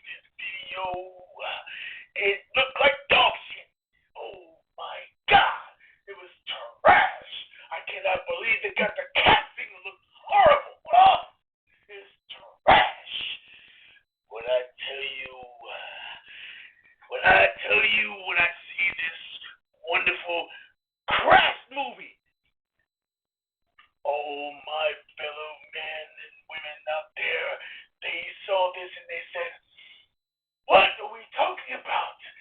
I said, this movie is so garbage. You have to understand that you might not like it, but you have to accept that it's trash. It's absolute trash. Yes. I'll accept this. Cannot accept it. I'm telling you, it's you know what? Put it into the burner. Just don't make it exist. It's going to be a dog shit movie, and people think, oh, it's going to be great. No. It's going to get low ratings, and it's going to be long and forgotten. And basically, right now, I'm just saying the best Street Fighter movie out there is the one with Raul Julia. Thank you. Sorry. I'm sorry. Yeah.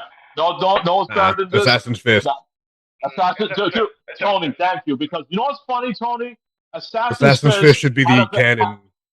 But not only Assassin's Fist, the sequel, Resurrection, was also good as well. Yes, it was. That was really good, especially those were great. Nash. They threw a Nash in there. Oh my God, that was perfect. That was so good. Dorian agrees. And Dorian, you're my boy. I knew you'd agree. Absolutely. And then they had Laura. They also had Laura from Street Fighter V in there also, which is great. Excellent. But dude, I at the end of that trailer, yeah, okay, you put the beating up the car and stuff. Okay, so what? That you're trying to, you know what they're trying to do? They're trying to put nostalgia bait. They're trying to like get you in, like, oh, remember the car bonus stage that you could break the car? Well, that's in our movie. No, you're not gonna capture me with your nostalgia bullshit. You're not gonna do it. And dude, what the hell was up with El Frente? Why is he fucking fat? I mean, they got all these wrestlers to be cast to play these characters, and you couldn't get Rey Mysterio to play as El Frente? What the hell? I don't get it. You know what? I'm sorry I had to throw that in there, but when I saw that, you had to. It's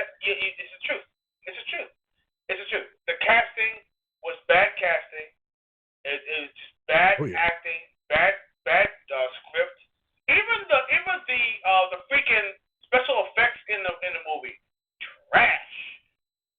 Did you see the floaty freaking moves in the trailer?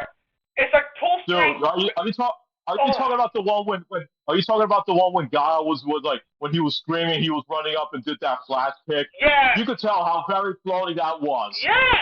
Where was the Flash? There was no Flash. He just did a somersault. There was no Flash. There was no Flash. Yeah, there was no Flash. The moves don't look right without the special effects. Yeah, from the game. It's the same thing like they did with the Van Damme movie. When Van Damme, he did the same thing. It didn't look right. They needed to add the Flash. Yeah. Exactly. I'm sorry. That's nitpicking. I'm sorry. That guy who they got for Bison, he does not fit. He does not look menacing. God, I said. I'm sorry. He does not look menacing at all. Put it back in the oven. Put that back in the oven, that thing, and set it to freaking roast. Set it to broil, because it was horrible. It was horrible. And I'm not gonna dwell too much on this because I want to move on to other games. Yeah. I mean, there's some good stuff though, but we just got to get our thoughts on this. That trailer did not give me didn't give me any promise. No. So all right. Well, let's move on. Let's move on to some better stuff. How about that? Sure. Okay, Please. so of course, Lego Batman Legacy of the Dark Knight had a new trailer. It didn't really show much because we saw a lot more in the gaming showcase. I still want to play it though. Yeah. I still want to check it out. Me too. I mean, listen, anything dealing with the Dark Knight, because it actually had it's an amalgam of all the movies that he's ever done. All the Batman movies, it's all amalgamated into this one game, including the Arkham Knight series. So it has everything. Right. It has everything. Mm-hmm. Even some of those lines that kind of shifted the lines a little bit and everything, but some of the famous lines that got added into the game. Of course. So, you want to get nuts? Let's get nuts. Exactly. So it's all in there. So. Absolutely. But of course, have you ever danced with the devil in the pale moonlight? Of course. Yes, of course, they gotta throw that in there. But the best one, well, not the best. The one trailer that actually I was waiting for was Tomb Raider. Now, that looks pretty interesting. Me being I know. okay, I'm sorry, no, but no, I mean it looks interesting, but I see some people have some doubts on it though. But I want to know your takes on these two games though, because I think they look interesting. I was like, okay, this looks a little. I'd like to try it out. Can you pull them up so I can check them out? Yeah, absolutely. I'm gonna pop up the Tomb Raider. That's what Yeah. Tony, tell me what you think about it, because I mean they look pretty interesting. I wouldn't mind trying them out. I know there's some people they're pretty harsh on it, but go ahead, Torrance. I'm sorry I interrupted you. All right, but the Tomb Raider Catalyst seemed very interesting because it looks like they're reaching back to the original Tomb Raider, almost like it's kind of going back to the legacy Tomb Raider games and continuing on from that. Not the new ones, not the new versions of it, but it's the classic versions. The ones that we grew up with, the ones that actually made sense, like Tomb Raider Legend and Tomb Raider, that one. Those are the ones. Chronicles, yeah. That is what I feel like they're aiming for, and you know what? I'm all for it because I was hoping they would actually continue that legacy and not the new ones, Right. Because. Some people said, okay, well, I like it because it's making him seem more vulnerable, blah, blah, blah, blah. I don't care. I want the classic, sassy, the protagonist that actually is like kicks ass, but also has that the anecdotes and the talk that she usually does. Yeah, she winks before capping you in the dome. Yeah, and she has to have the sex appeal. She has to have that. Yes. Because that's what she was built on, Absolutely. She has the dual pistols and all that stuff, the gadgets, and she has the antics. She has the sassiness. That's what I want. Of course. And I'm glad they're going back to that, which is the reason why I have high hopes for this right there. And she has the acrobatics. She has the acrobatics back. You gotta have the acrobatics, especially with Lauren, of course. So that's the reason why. I'm saying that, you know what?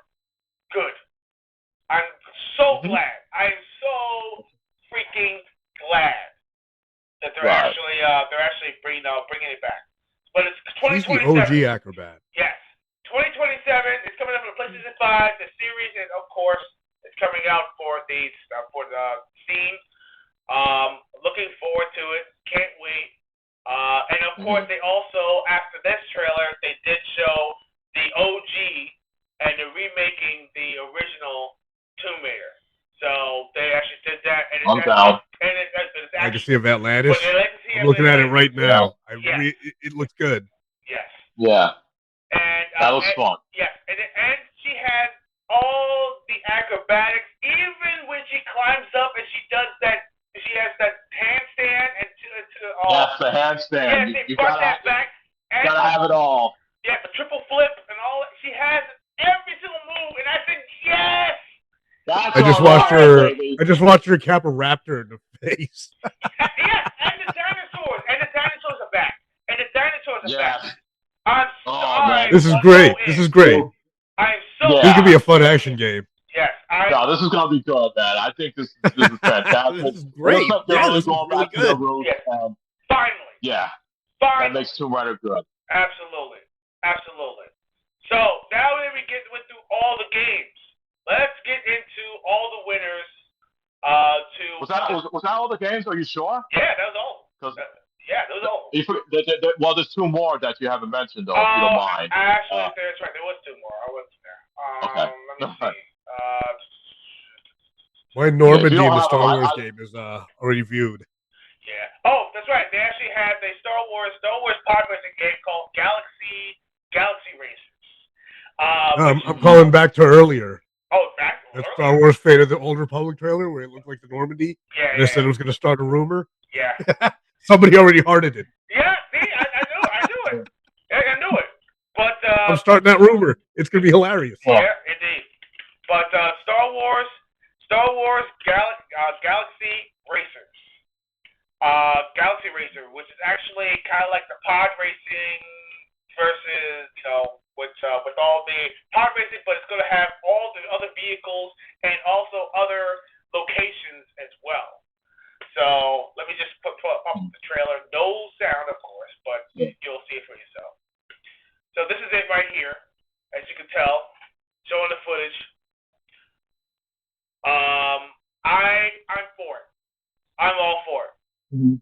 We are due for a pod racer style racing game, and which actually has Star Wars vehicles, land vehicles, and also they're gonna have locales, all different types of locales, including Tatooine, and of course they actually have where the ship was from the what's it called, the Star Wars series of the seventh movie. Right. Yeah. So yeah, it's gonna have everything, and of course I'm wondering what kind of characters you'll be racing as well. I'm pretty sure it's gonna have the whole cast of different characters. So, I want to sideswipe a Gungan. Of course. Yeah. I want to sideswipe a Gungan. Gungan. I'm gonna sideswipe a Gungan ship and knock it into like an asteroid.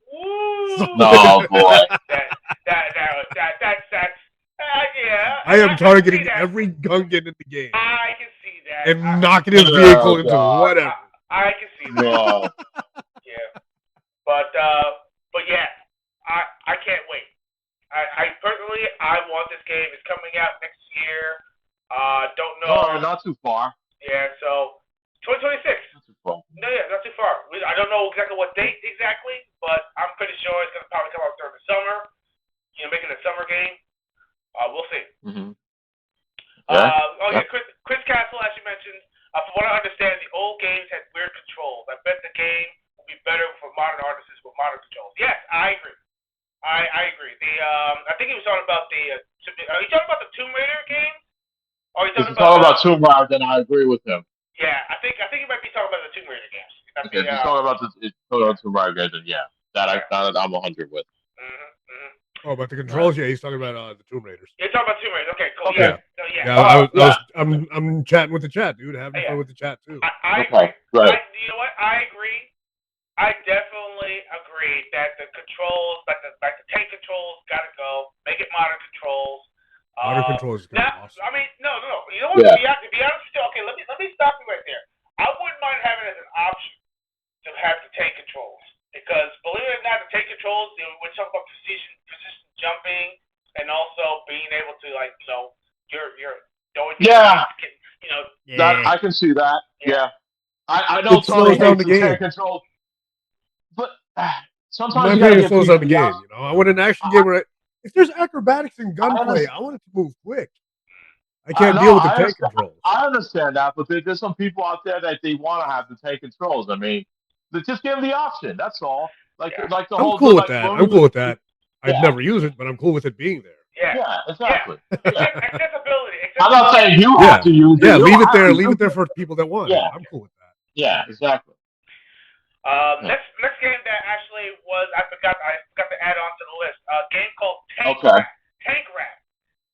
Now this game really. What is that about? I heard about that. Okay. Yeah. What is that about? Basically, I heard something about it. Basically, you're an AI robot that actually have access to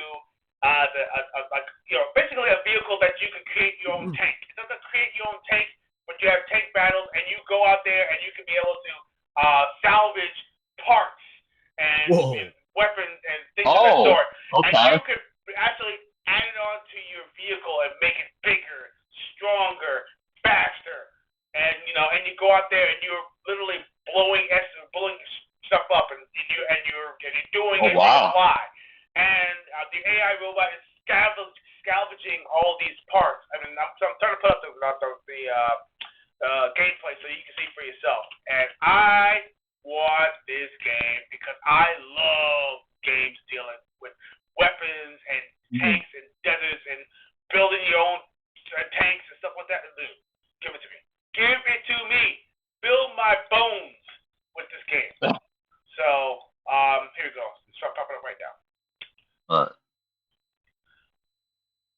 It looks pretty damn good though. I'd play It it. does. It reminds me of those oh man, I forgot the name of the vehicle, but you know the vehicle you use in Mass Effect 1?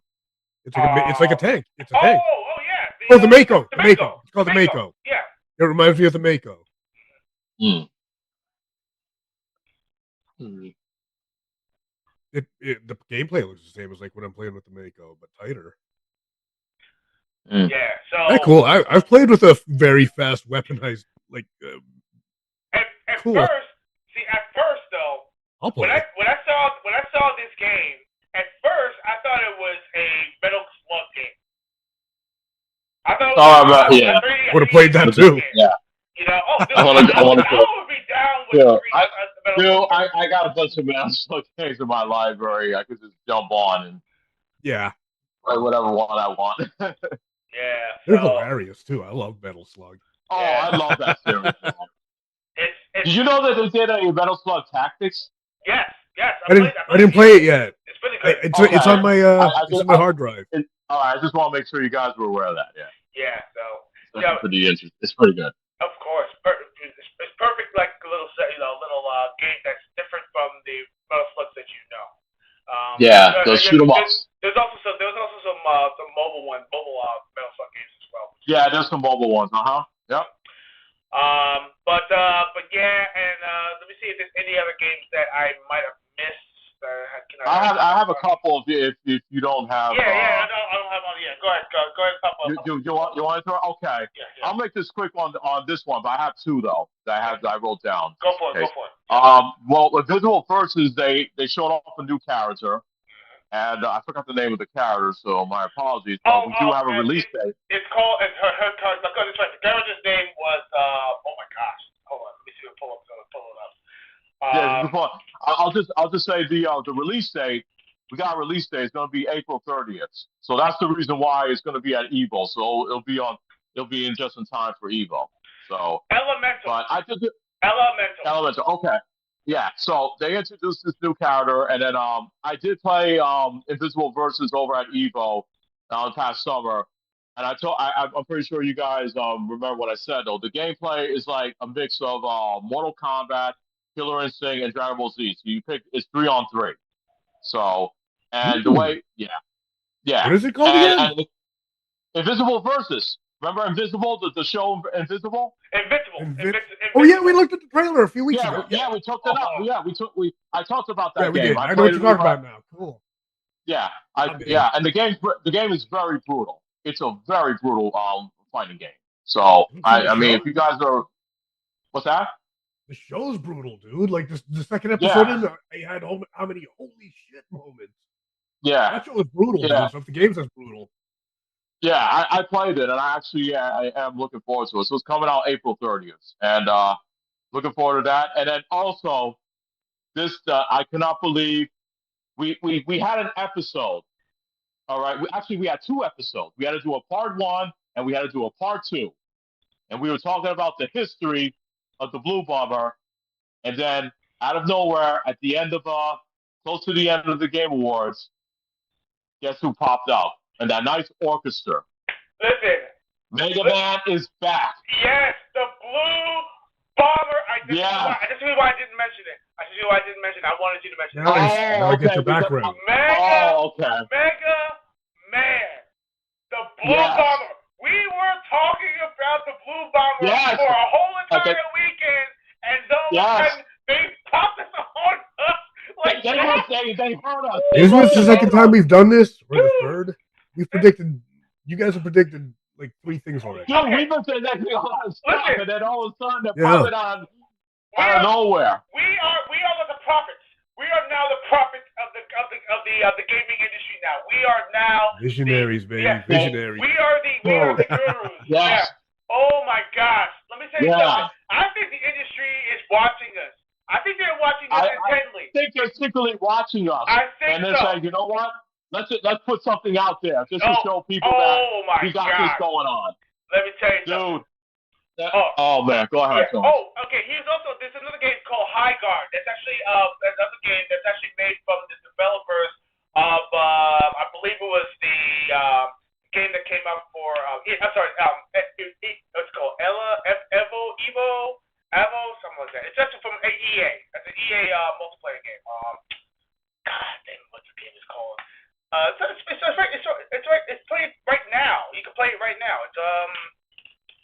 Let me just pump up the name right now. It's called. It's an online multiplayer game. So it's actually available right now. Wait, what's I think it popped up the name. Someone just put the name up. Let me see. Yes, Apex Legends. Thank you very much. Thank you, Chris. Apex Legends and Titanfall. They're made from the same people that made those games. They actually created a small new studio that created this game called Highguard. Dude, I'm in. I'm so in. You guys yes, I am. I love Titanfall. You watch the trailer and you'll get those vibes. Oh my God! Hey, please man. put it up. I'm showing it right now. Oh my God! Oh my God! Please? I'm trying to get a good high quality. Oh, here we go. All I had to hear was Titanfall. I loved that game. It was so much fun. People want a Titanfall 3 so badly. I know. And they're so disappointed. They dangled that carrot and they kept on throwing it out of the way and said, "Oh no." Yeah. So disappointing, man. You know, it's like, what are you doing? You're throwing away money. Yeah, that's sad. You're throwing away money, man. Why? Yeah, that was sad. Watch this trailer, and you like, oh, yeah.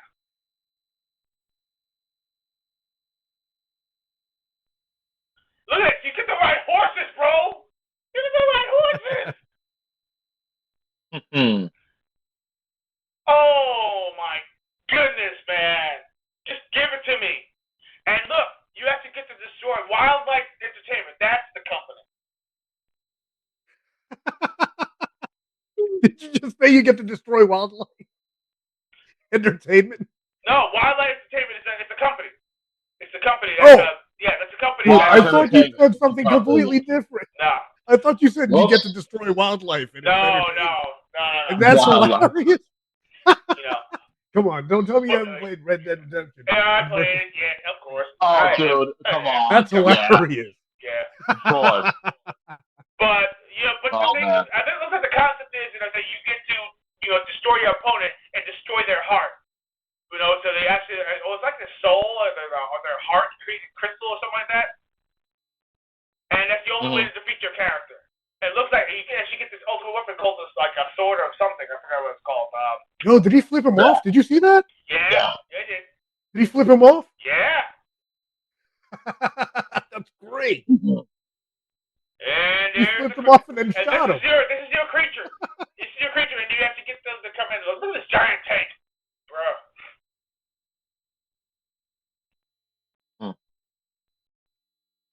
Oh, it's a battling ram. Oh, that's freaking wild. I didn't know that.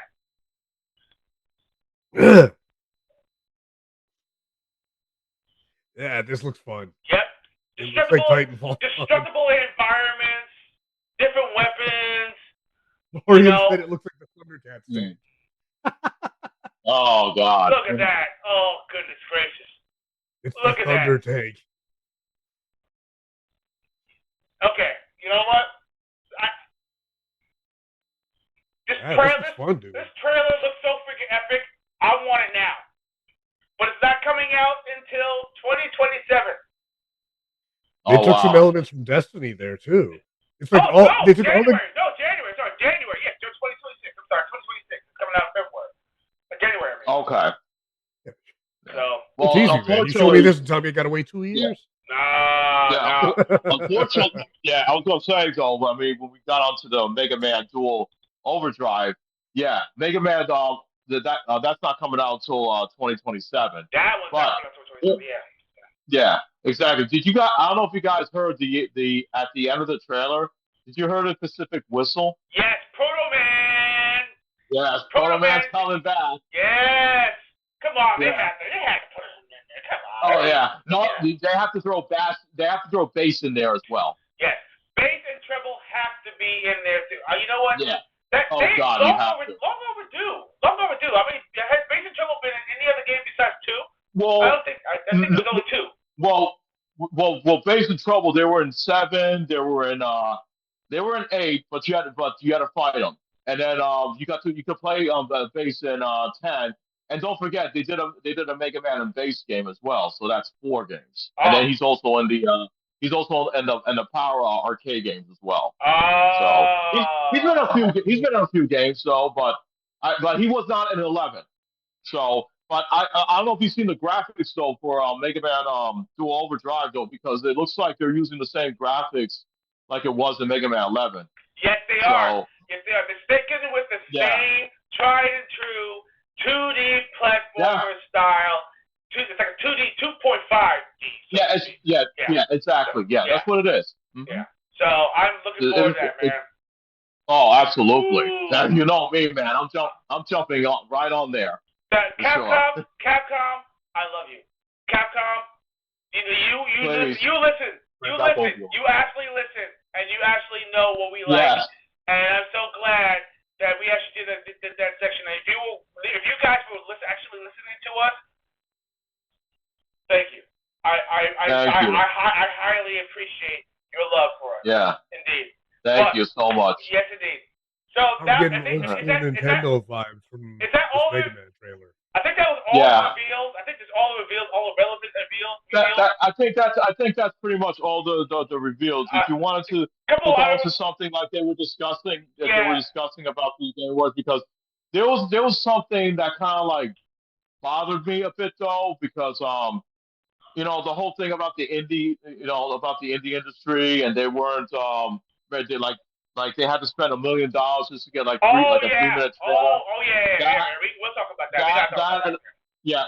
I want to talk about this, and then the whole thing about the girls make games thing. Yes. To be honest with you, okay, listen, I am not against girls making games. I think that's great, but why can't they do something like kids make games? So that way, why does it just have to be girls? Why can it also be boys as well? Because you can actually do kids make games, have kids in third or fourth grade, they want to make games, and then what's good about that, you can actually put that out there to the public to see. So that way you could donate to them, and then it'll give a lot of exposure and all that money. They can raise all that money, and it can help start up programs for students to be able to learn how to make games. So that way they have an early start. So they'll have the knowledge once they get out of high school. I mean, why don't you do that? Why does it have to be this like girls make games and all this DEI bullshit that they're putting out there? I mean, come on. I mean, the children are our future, man. They gotta have the tools. They gotta have the knowledge. Yeah. Well, so that's what kind of bugged me a bit. It's like do something with that. I mean, and then also with the indie industry. I mean, come on. You know what I'm saying? That's why when I saw that girls make games presentation they show and everything, and I was like, why does it just have to be girls? Why can't it also be boys as well? Why couldn't it be? Why don't you make it for children? I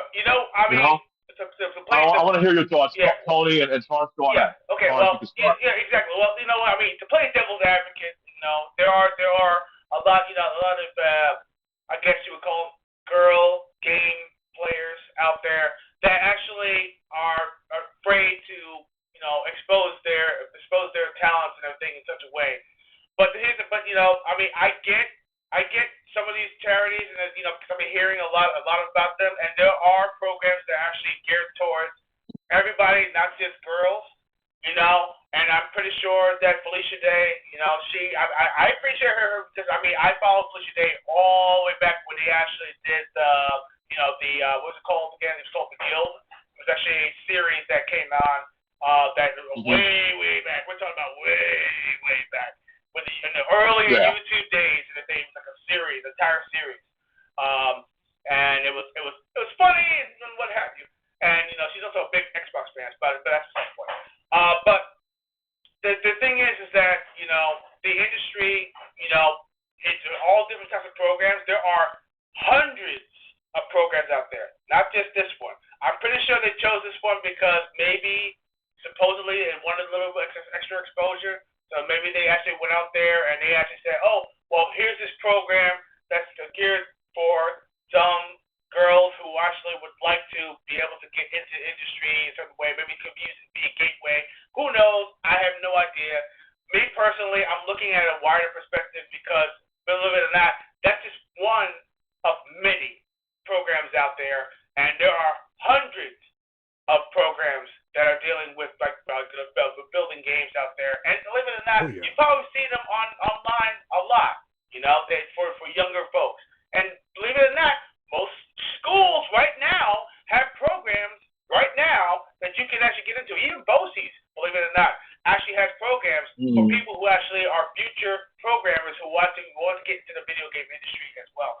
So the girls for gamers, I'm for it. Yeah, granted, it was a little too over the top, but that's what I'm saying. But I get where they're coming at. So I'm just gonna give it a small pass. But like I said, it was almost like a blip on the radar. I was like, okay, that's nice. Move on, kind of thing. But I get where you're getting at though, because I feel like they was just gearing more towards the female female players out there that actually wanted to get into the industry. I get it, but and trust me when I say this, I have nothing against any female that wants to get into the game industry. Nothing at all. There are programs out there, and if you want to get into a program that deals with just girls, you can feel more comfortable. Okay, have at it. I get it. But there are programs already out there that actually are more what do you call it? Acceptance of all. I understand what you're saying. I totally understand what you're saying, but it's like, in my perspective, I think it should be like, why does it have to be just like one gender? Why can't it be like all genders? And then, like I said, I brought the whole thing with children and kids. Like, if you want to make an impact, why don't you do something like that with children that doesn't have the programs? Maybe there's some schools that don't have these programs, and then it could spread out. You know what I'm saying? That's something that Jeff Keighley has on his show, and he come on, he's got the money to do it too. I mean, let's not kid ourselves. So Chris said, dude, I bet there is some that's hilarious. But some project kit that would make the best-selling game. You could buy the rights to it for like a pack of cigarettes. Oh shit!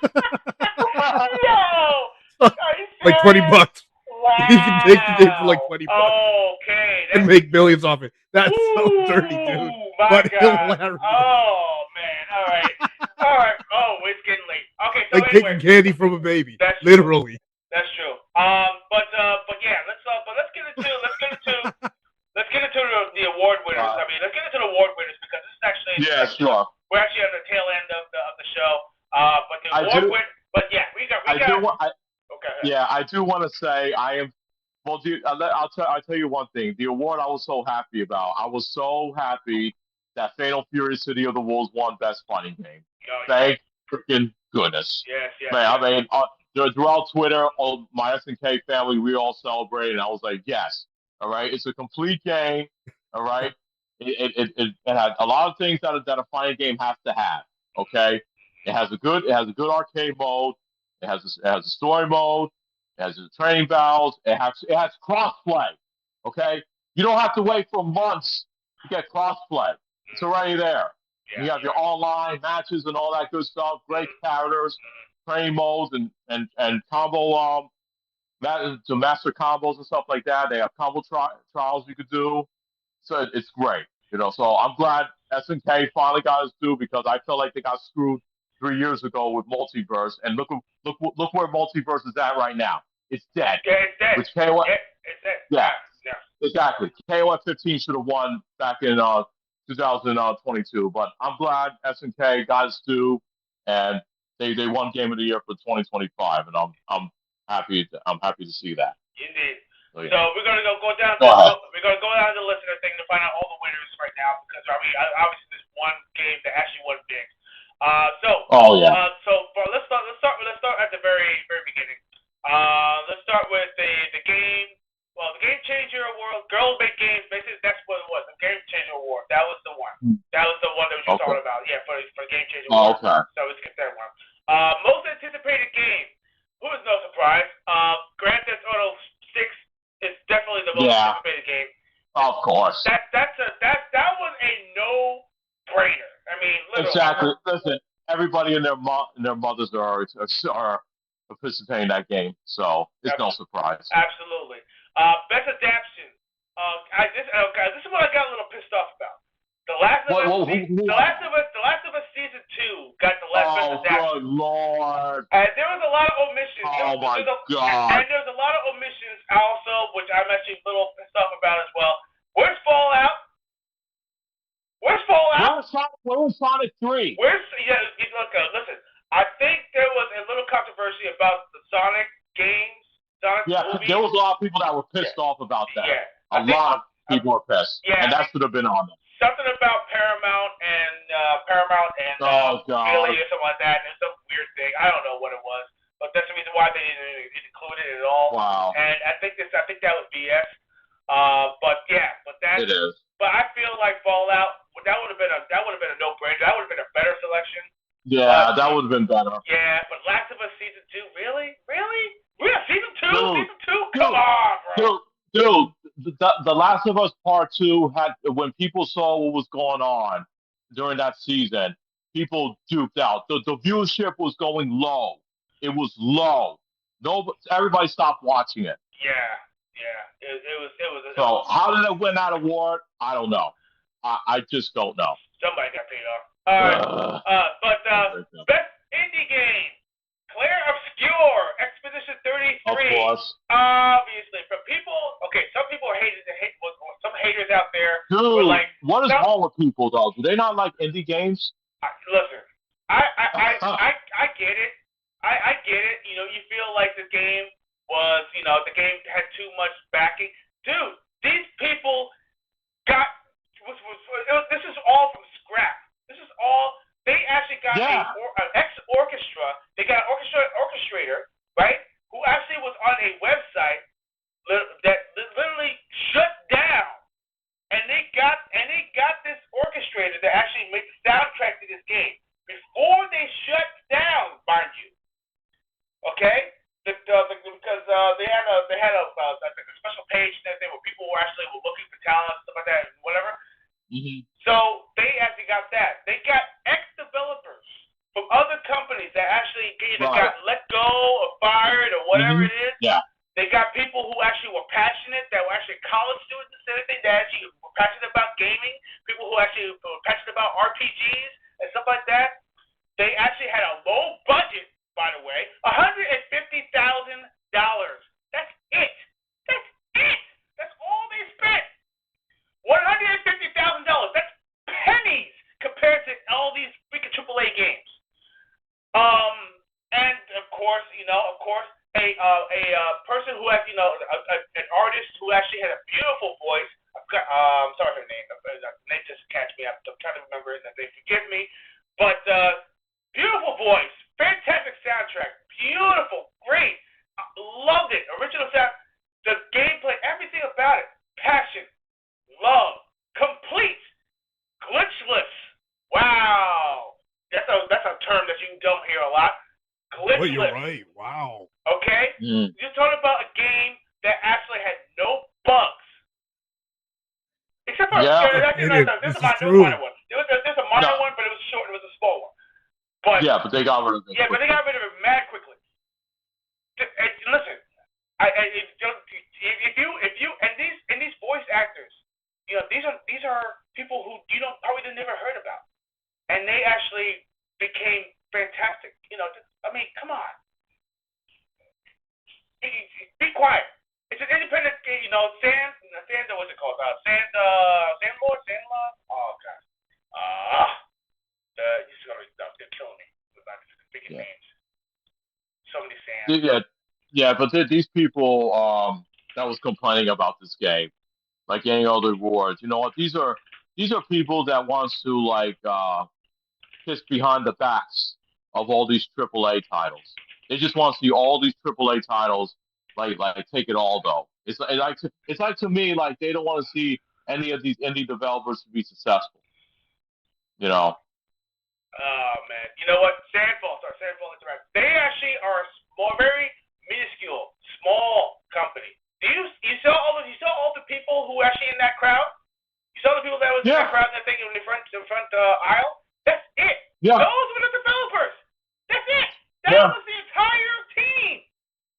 Mm-hmm. That was the entire team. They made the game. Not hundreds of freaking, not thousands. That's it. That's a small team. Dude, you know what this reminded me of? It reminded me back in 1992 when there was 4 guys in Chicago, only 4 guys, and you know where I'm going with this. 4 guys that created one fighting game, Mortal Kombat. There you go. It took 4 guys, and then look what it is right now. They created one of the biggest fighting game franchises in history. Yep. Yeah, same thing with them. Hopefully it doesn't become history. Just what I'm saying. Oh, it will. Yeah. It will. Yeah. Absolutely. Best mobile game. I never played it. It's Omi Masumi. I think it's called Pretty Derby. Okay. Well, never heard of it, but congratulations. Best esports team, don't care. Team Vitality, just for Counter-Strike 2. Best esports athlete, don't care. Chogi. Best esports game, don't care. Counter-Strike 2, but that's obvious. Of course, Counter-Strike's been around for a long time, man. Innovation and accessibility. Now, here's the thing that I actually don't agree with. Doom the Dark Ages was innovation and accessibility. Are you what? Are you mental? I don't understand that. I feel like Xbox got robbed of that one. I think they could have won that one. I'm pretty sure it was a very close vote. But Doom the Dark Ages is innovation and accessibility. I'm not feeling it. Nah, I don't think so. Not feeling it. Dorian was talking about the Flute Man. Yeah, I know Flute Man. I made a return. I know. He's always showing up. He's wild. Content creator of the year, don't care. Moist critical. I mean, he's he's well known. I don't know. Something about him I just don't like. Oh, he just sits down on his computer and just chats bullshit, and I'm like, His excitement for his win was almost like. Oh yeah, he's just like, wow, thanks. Wow, okay, thank you. I appreciate it. Wow. Okay. Best ongoing game, No Man's Sky. Well, you know what? I agree. They really did start as a very, very rocky start. I mean, I remember. Yeah. I remember. Oh yeah. It was rocky. It was bad. Ooh, it was bad. It was bad. Real bad. Yep. But they never gave up. But what I appreciate about them is that they never gave Exactly. up. And they were determined to make that game good, and they did it. They made it great. And this is a testament. This is a testament to all indie developers. Never, ever, ever give up. Even though that you actually bring out a game and everything, and it seems like it's kind of broken, it's out of sorts, or whatever it is, you don't have no high overlords looking over you. You have to appreciate someone who said, okay, you know what? We failed the first time. Let's get back into it and everything and build it better. And they did. Yeah. I give congrats, props, high respect. Yeah, they deserve that. Yeah, they definitely deserve it. Games for Impact, South of Midnight. That actually shocked me. I was like, oh, okay. Yeah. South of Midnight finally got some love. But then again, I said to myself, wait a minute. Didn't get love when it was actually an Xbox exclusive. Now that it's actually become multi-platform, now they're getting love. I'm getting those vibes, man. Trust me, I'm getting those vibes. I don't blame you. I don't blame you. What did we learn from this? Yes. I got the vibes, man. I got those vibes. Players' Keep voice. doing that. Players' voice. Now, this is something that actually kind of blew me away. Wuthering Waves. I know what the game is about. I mean, it's actually a very interesting game, but the players out there actually chose Wuthering Waves over Expedition 33. Now, most of these people most likely were the ones who don't like Expedition 33. That actually say, you know what, I'm not voting for that game. I'm not voting for that game because I'd rather vote for this game. And that's probably what they did. That's the thing I was talking about earlier. We have all these people out there, these journalists, and all these people that don't want to see indie games be successful. That's what it is. They're kissing, like I said, they're kissing the backs of all the AAA titles. Yeah. They want to see all the AAA titles, like get all the awards, and they want all these indie developers to go down. That's what it is. Exactly man. what it is. Exactly. You know. So best RPG, Clair Obscur, Expedition 33. Well deserved, obviously. Obviously, come on. Right. Obviously. No need to explain. Yeah, indeed. No need to explain. Yeah, exactly. Best VR/AR game, The Midnight Walk. Never played it, but I heard it was pretty interesting. Best community support, Baldur's Gate 3. Well, that's obvious because, believe it or not, everybody and their mother and his cousin was actually talking about that game. Of course. So go figure. Let's see. Dory said, let me know. Okay. Let's talk about. Let's see. Best sports racing game. Okay, now this is where I'm going to start going. Okay. Yes, I know. I'm going to say my rant, and you're going to say yours. But go ahead. Go ahead. Start yours, and I'm going to say mine. What the flying fuck? Okay, I'm just going to say it. What the flying fuck? Just say it. Okay, I don't understand why they chose Mario Kart World. That game does not deserve that. Okay, I get it. You can be able to play as a bunch of racers. You can get to go off world, whatever, stuff like that. But come on, what innovation is in that game? There's none. No. I don't see it. And then you're gonna give Mario Kart World the best sports racing game? Are you over Sonic Racing? Sonic Racing is so much better.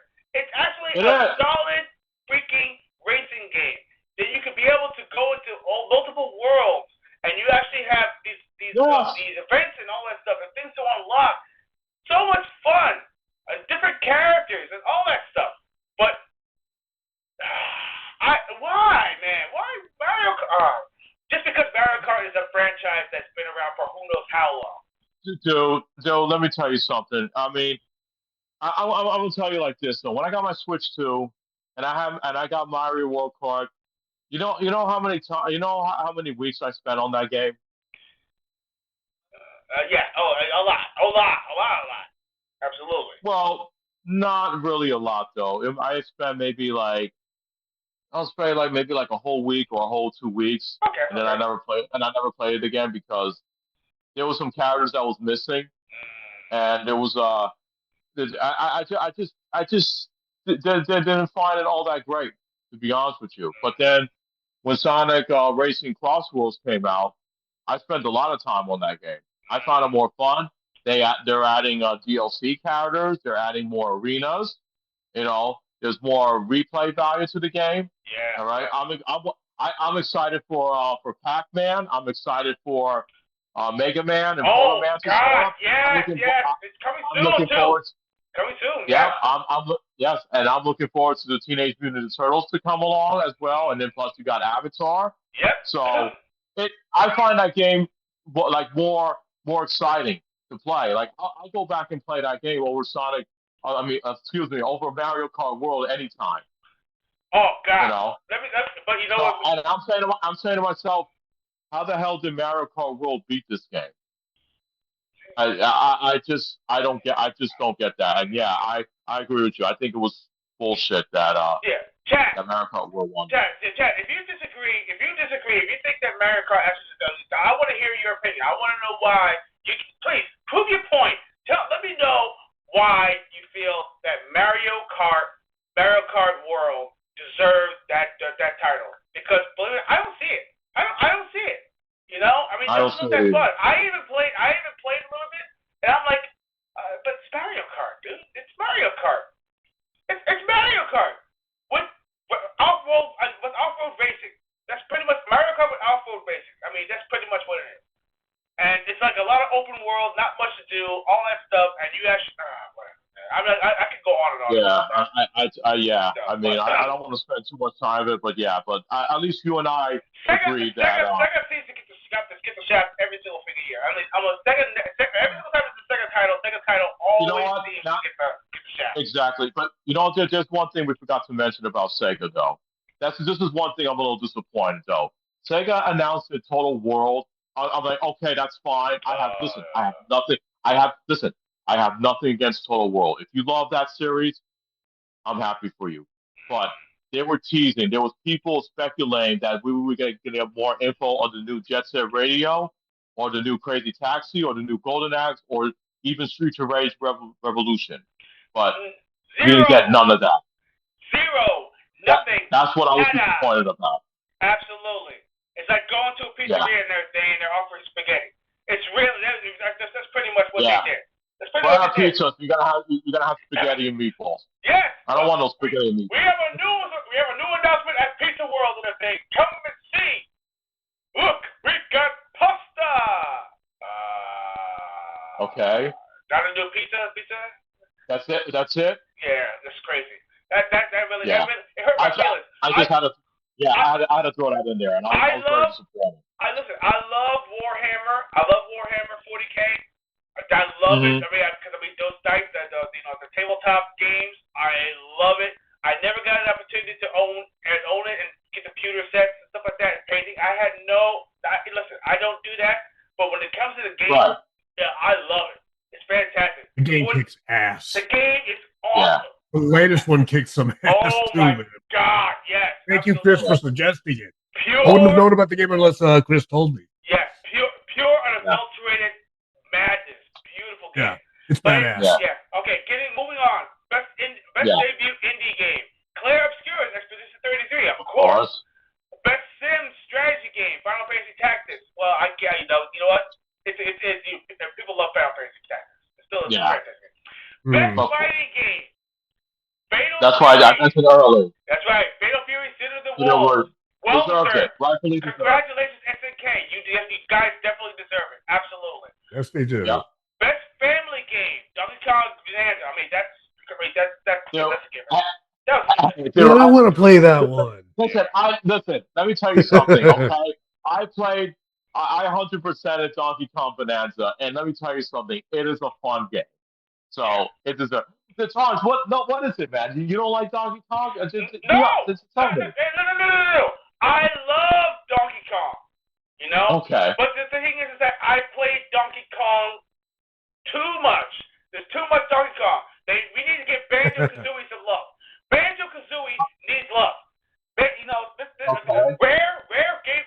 got rid of that IP way too fast.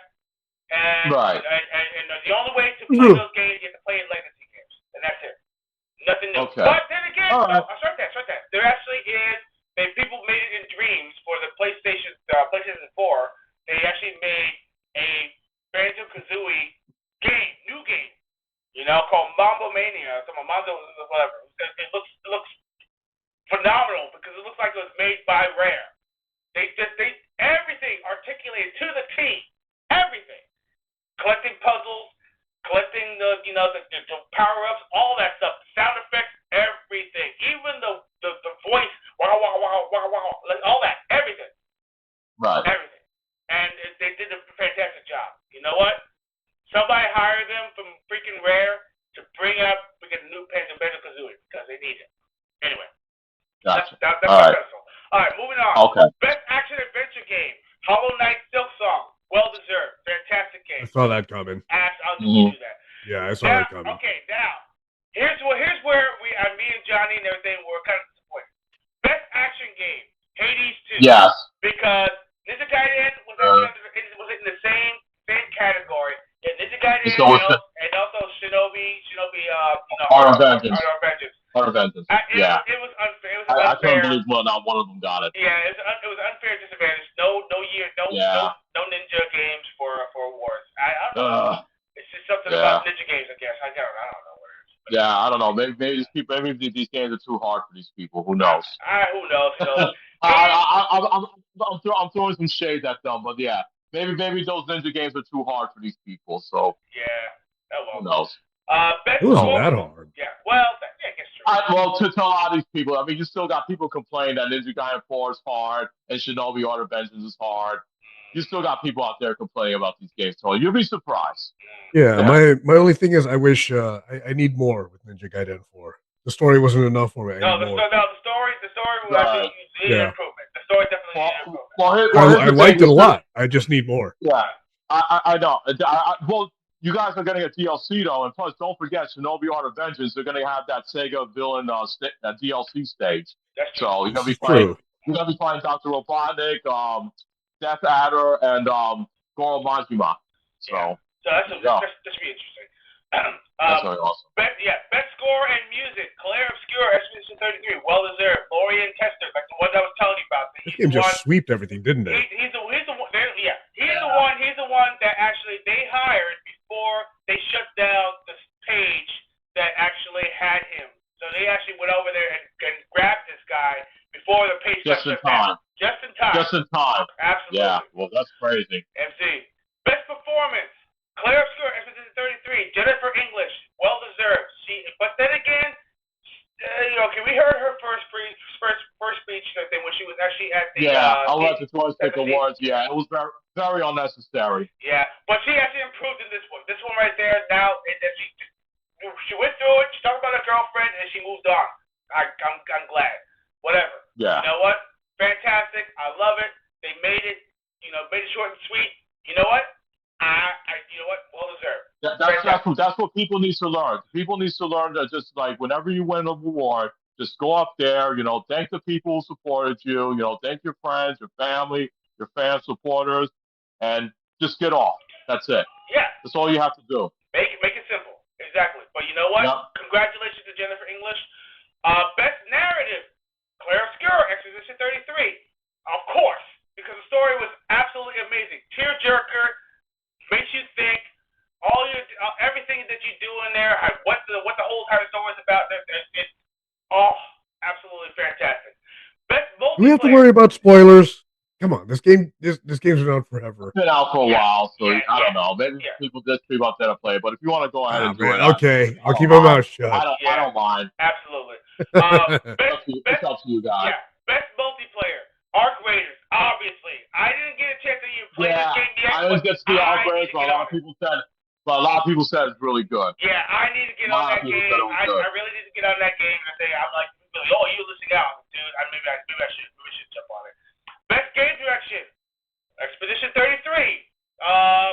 Best audio design. Battlefield 6. You know what? Well deserved. Call of Duty fell off the keystone. Oh, Call of Duty. It's Call of Duty. They just did you know they just reported saying that was like that they didn't make as much as the last game. Yeah. They said they consider it a flop. Yep. And now they're considering to go change direction, and they're doing 180. Yep. So no more guest characters. None of that nonsense that they were trying to do before. Because they're trying to be like Fortnite. That's what they were trying to do. That's what it looks like. Which was stupid. It was stupid. Battlefield 6. That was a pure, unadulterated battle mechanics, dealing with real war mechanics. None of that nonsense. It's all about pure, unadulterated combat. With guns and all the vehicles and explosions and destructible environments. Absolutely perfect. I'm gonna say I do like the fact that they added the excuse me. You could actually like write signs on the backgrounds. You could write signs on the walls. Like paint. You can actually like paint on the walls and stuff like that. I see some pretty fucked up stuff online though. It is hilarious. I think you know what this. I know exactly what you're talking about, bro. It's hilarious, but people got offended by that shit. But it was hysterical. Yeah, that they can do that. And they can get over it. It's just a game. So best art. Exactly. Yeah, best art direction. Clair Obscur, Expedition 33, and of course the last but certainly not least, the game of the year. Clair Obscur, Expedition 33. Of course. Expedition 33 won 9 awards. 9 awards and has been nominated for 12. This is actually the most any game has ever received in this Game Awards in history. So, congratulations to the team over at Sandfall, and well deserved. And I can't wait to see what you guys do next. They will seem overwhelmed because they felt, this is such a passion project. But you know what? That's what happens with passion projects. Passion projects actually get results. Right. but because why? Passion was put into it. Love was put into it. There you The go. love of the game was put into it. And you can tell. That's When you everything. play through that story, you can tell that a lot of heart went into this game. Mhm. From the beginning to the endings, I say endings, you will actually say, wow, why did I play this game? Now, let's get into the hating, because I'm sorry, I'm going to have to call most of these guys out. Listen, I get The what your, again? no, I'm going to many of them. Okay. Okay, the games that you are rooting for, Death Stranding 2, Hades 2, Silksong, all amazing games. They are. They're fantastic games. But trust me, those games are games that you've already played. They're already tried true Right. games. This game is an original. This game was made Exactly. from the bottom up. Everything about it. The music, the gameplay, the graphics, the voice acting, everything about the game was completely new. The game mechanics, you see familiarity, but it's actually very different. The parry system. What games actually had a parry system in there that you could be able to actually get risk reward out of? Not There's a many. couple. You Yeah, know? not many. I can Not name Yeah. many. No. I can Not name many. like two off the top of my head, but that's Um. about it. Exactly. Torrance, before you go any further on Exhibition 33, I don't know if you noticed though, but some people did call out Hideo Kojima for what he did. When he found out that Death Stranding 2 didn't win any awards, did you know that he left the award show early? Oh, yeah. Actually, yeah, I did. I heard about that. Yeah. Sore loser. Yeah. But you know what it is though? I mean, listen, I'm probably gonna get a lot of hate from this though, but I have to say it out anyway. There were some people, and including an ex of mine, because she was also a player as well. She told me that she believes that, and I kind of agree to this though.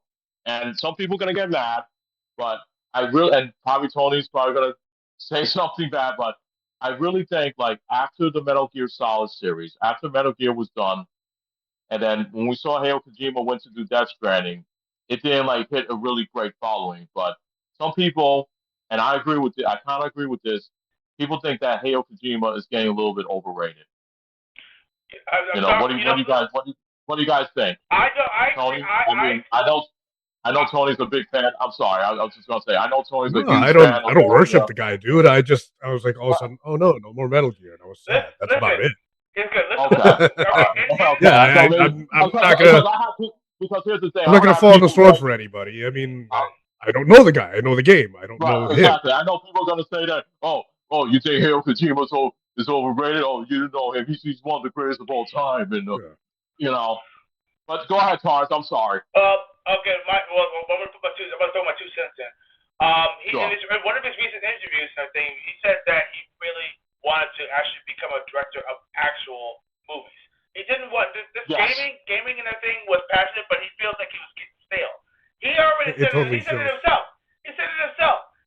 That new game OD Yeah. OD was actually going to be one of his last real big projects, stuff like that. And obviously, since it actually kind of it got pushed back because of the writers' guild and all that stuff. One of the actors, I think, who passed away recently, he's no longer a part of the project, and he had to start the whole thing from scratch because he's no longer in there. Right. They actually because there was so much held back, and that's also a lot of risk and reward stuff like that. So now we don't know if OD is even going to be coming out now because now who's going to replace him? Yeah. So you got that. I mean, and I believe it or not, I'm pretty sure he's stressed out too because and now he feels like he wants to do projects outside of gaming. He wants to do actual movies. Exactly. Director. I think that's what it is. I think exactly that's what it is because I heard from people when they played Death Stranding, they felt like they were playing like an interactive movie, and they really see that Hideo Kojima doesn't want to do video games anymore. I think what it is that this is the reason why he moved from Japan all the way to the United States, and now he's in Hollywood, and he has all the people in Hollywood, kiss up to him, and he has his own productions right now. and I feel like he just wants to do movies right now. Yeah. And come on, I hate to say it, this is the same guy who thought Joker 2 was a good movie. I'm like, no. I knew something was up though, but listen, it's his opinion, but I totally disagree with him saying Joker 2 was a good movie. I'm sorry, that movie was a piece of shit compared to the first. Yeah. But I don't know, man. I don't know about Kojima right now, this day and age, though. But I could see why a lot of people think that he's overrated. You know.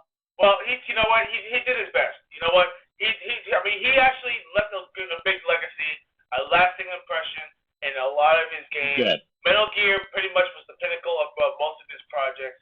A game that should have got more love was Zone of the Enders, which I really felt like the thing that actually needed more love, or remake, or remaster, or something. But because right now that right there is a legacy title, so you can only play Zone of the Enders 1 and 2 and everything during the collection. You can actually buy it right now, believe it or not. It's backwards compatible on the series. That's cool. That's really cool. So, but yeah, I mean, let's be real. Sure. You know, once he left Konami, once he actually built his own studio, I mean, I felt like that studio, they were going more into high production, which is the reason why it takes so long for all of them games to come out.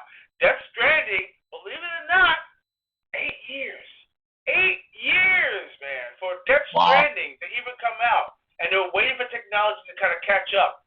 And then when they actually came out for PlayStation 4, you know, the Death Stranding game, that's exactly what happened. You know, they're like, oh yeah, and what's another game that came out that was actually a Hideo Kojima game? I forgot what it was called. Goodness gracious. It was based off of no, I said it was Hideo Kojima, but he actually got inspiration for a lot of his games from that. You know, using for actual facial capture and stuff like that, and the technology that uses facial capture. He was intrigued. He actually visited Ninja Theory. He actually visited Ninja Theory and went over there and checked out the technology because he was intrigued. He loved that kind of technology because he loved the emotions he'd be able to see in the characters, and it was unprecedented. It was actually uncanny.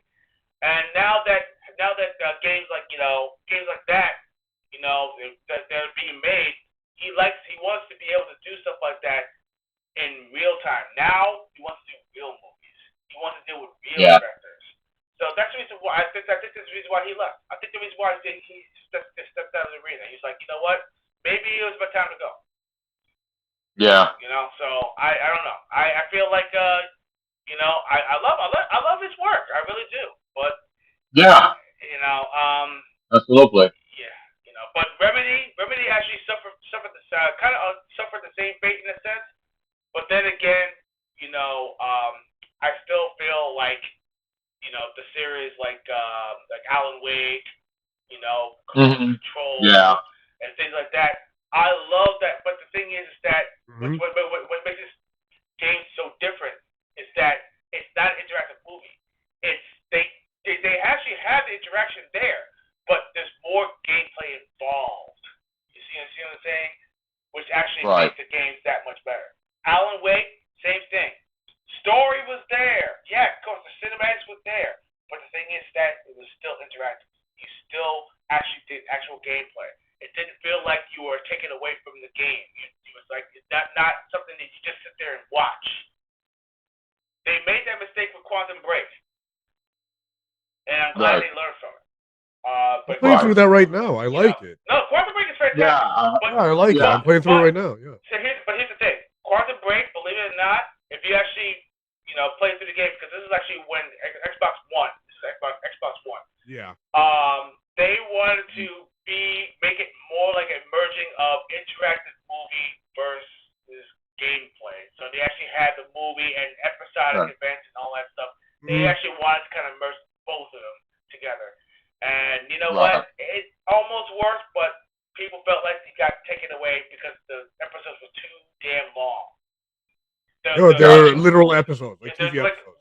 22 minutes long. 22 minutes. If they had commercials, they'd be half an hour long. Yeah. You play around, and then all of a sudden there's an episode. No. I mean, I enjoy it. because I'm into the story, but like I can see why some gamers are turned off. Push-ups, and you got push-ups earlier too. Don't think I didn't miss that. Some players. I can see why it's a turn off to some players. As far as we're doing push-ups together later. Oh yeah, absolutely. My arms are gonna be sore. So I already said it twice. But seriously though, when it boils down to it, I just feel like interactive gaming, things of that sort, is passe.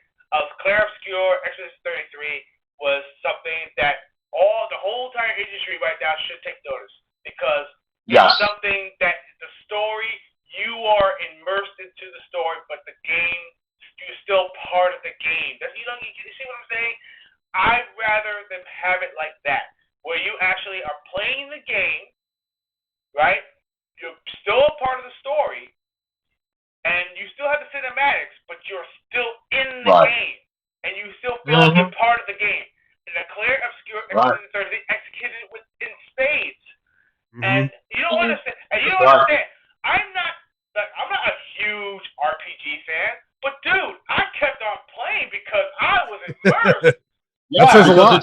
It says a lot about the development. It draws you right in. That's what it is. Yeah. The story draws you right in. You want to know more about what's going on. Exactly. You want to keep on going. You want to keep on playing. And you care about the characters. And you care about the core characters. The characters themselves have a story within themselves. And that's what's great about it. Every new character, you built on a story on that character in their certain area and based on them. And you actually learn more about them behind it. And that's what's so cool. And also the interaction between the other characters as well. That I love. Oh, man. So good. Can I share something without a spoiler? Yeah, without a spoiler. Yeah, absolutely. All right, players in the chat and players listening, if you guys haven't played Expedition 33 yet, prepare yourself because there's an Eris type scene, like a Final Fantasy VII Eris type scene, and you're not going to like it. That's all I got to say. Oh, yes. Oh, yes. Oh, yes. Yes. On both bookends of the story. It's good for the story, but you're going to be like, man, are you kidding me? Just like Eris. Ooh, boy, oh boy, man. It's like. Whew. Anyways, but yeah, okay. So right now. I didn't spoil anything. No, you didn't spoil anything at all. My God. Yes. Come on. Oh my gosh. Yes, you did. Yes, you did. Dorian's played. He knows. Yes. That's not a spoiler. It's not a spoiler. I didn't say who it was, Chris. I didn't say who it was. Yeah, exactly. You didn't say who it is. You'll never know until you play it. Indeed. And also, when you feel like you feel like at the end, it's tail end of the game, and then you realize that the game just begun. That's pretty much. I guarantee you can't predict it either. No, you're not gonna be able to predict it. The writing is that good. No. That's why I don't think it's a spoiler. Not at all.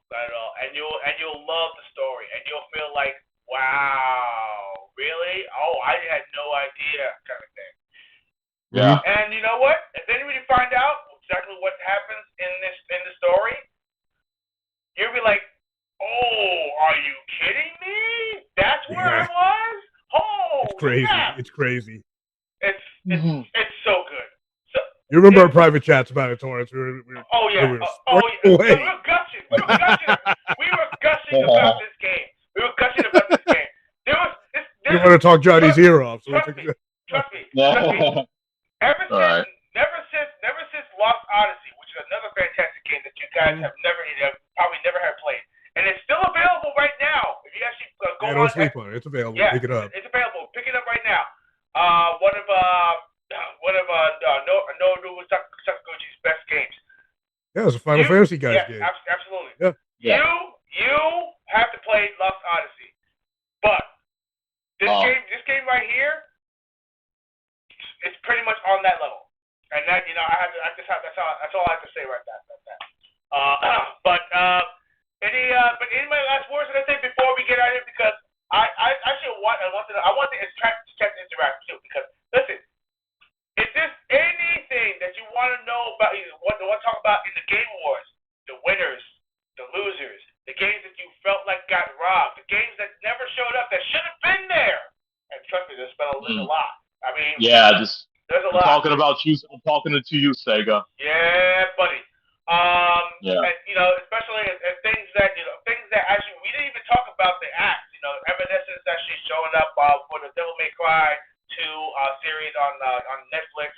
Um, and I don't care. yeah, which a lot of people don't care about. And of course, Miss Piggy I showing like up for the thing Evanescence. with yeah. Oh, no, I love What's Evanescence. that? I love I Evanescence. like Evanescence. I love Evanescence. Yeah, absolutely. Oh, I may not be checking out the show, but I like Evanescence. Yeah. It was a great song, by the way. Yeah. And then of course, Miss Piggy showing up and the thing with Ralph the dog. And listen, let me tell you. Okay, I have to say this. That section right there, I left my ass off because Ralph the dog said some stuff, off the cuff stuff and everything that I actually blew up laughing. And if you watch that section itself, trust me, you will blow up laughing too because some of the stuff he actually said, I was like, oh shit. yeah.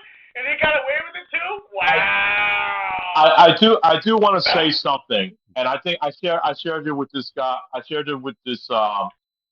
It was during when the cast of the Street Fighter came up, and Andrew Swartz. That guy needs to shut the hell up. He really does.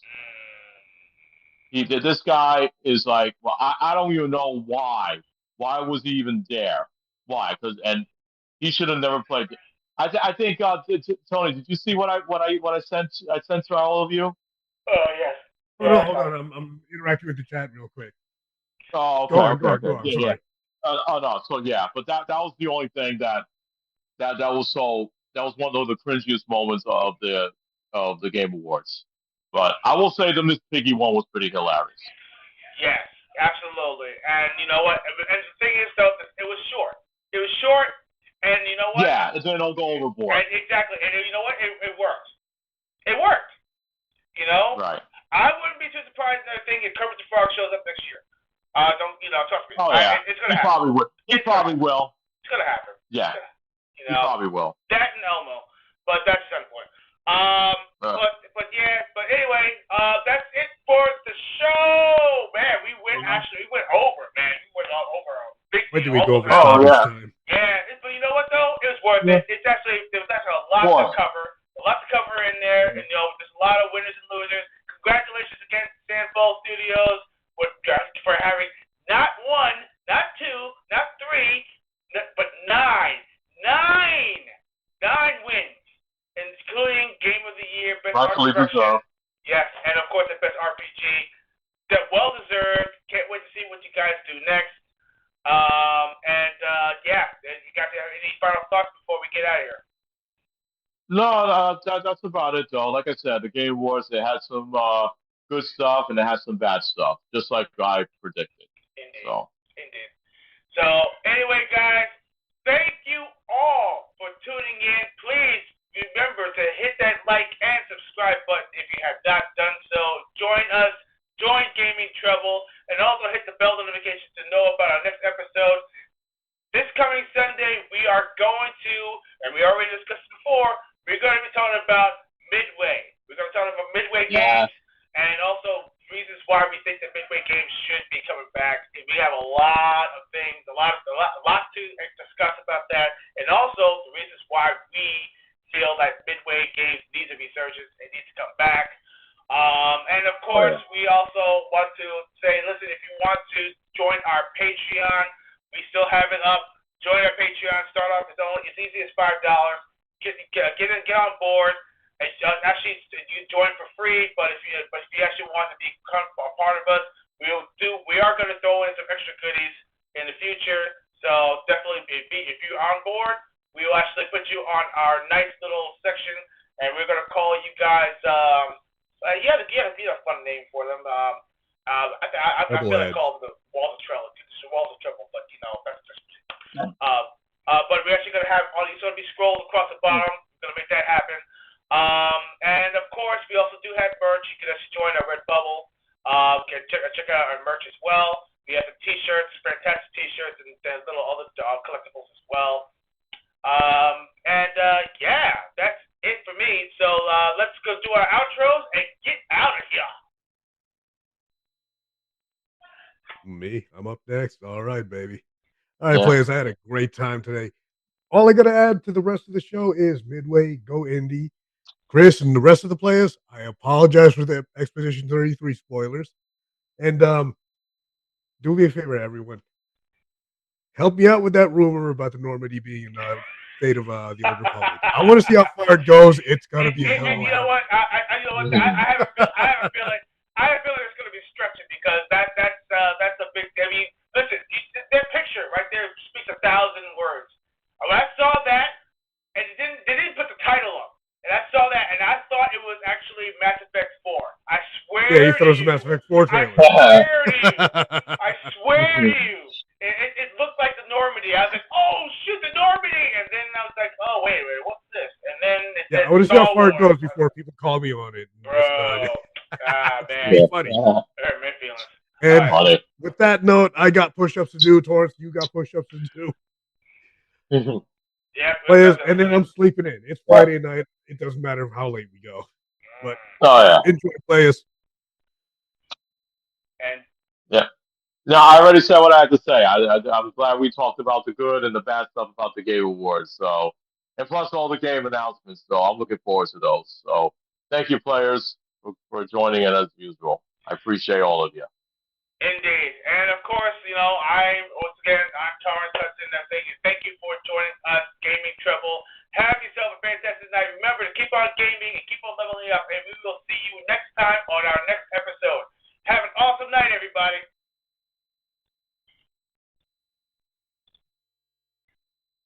Midway, go indie.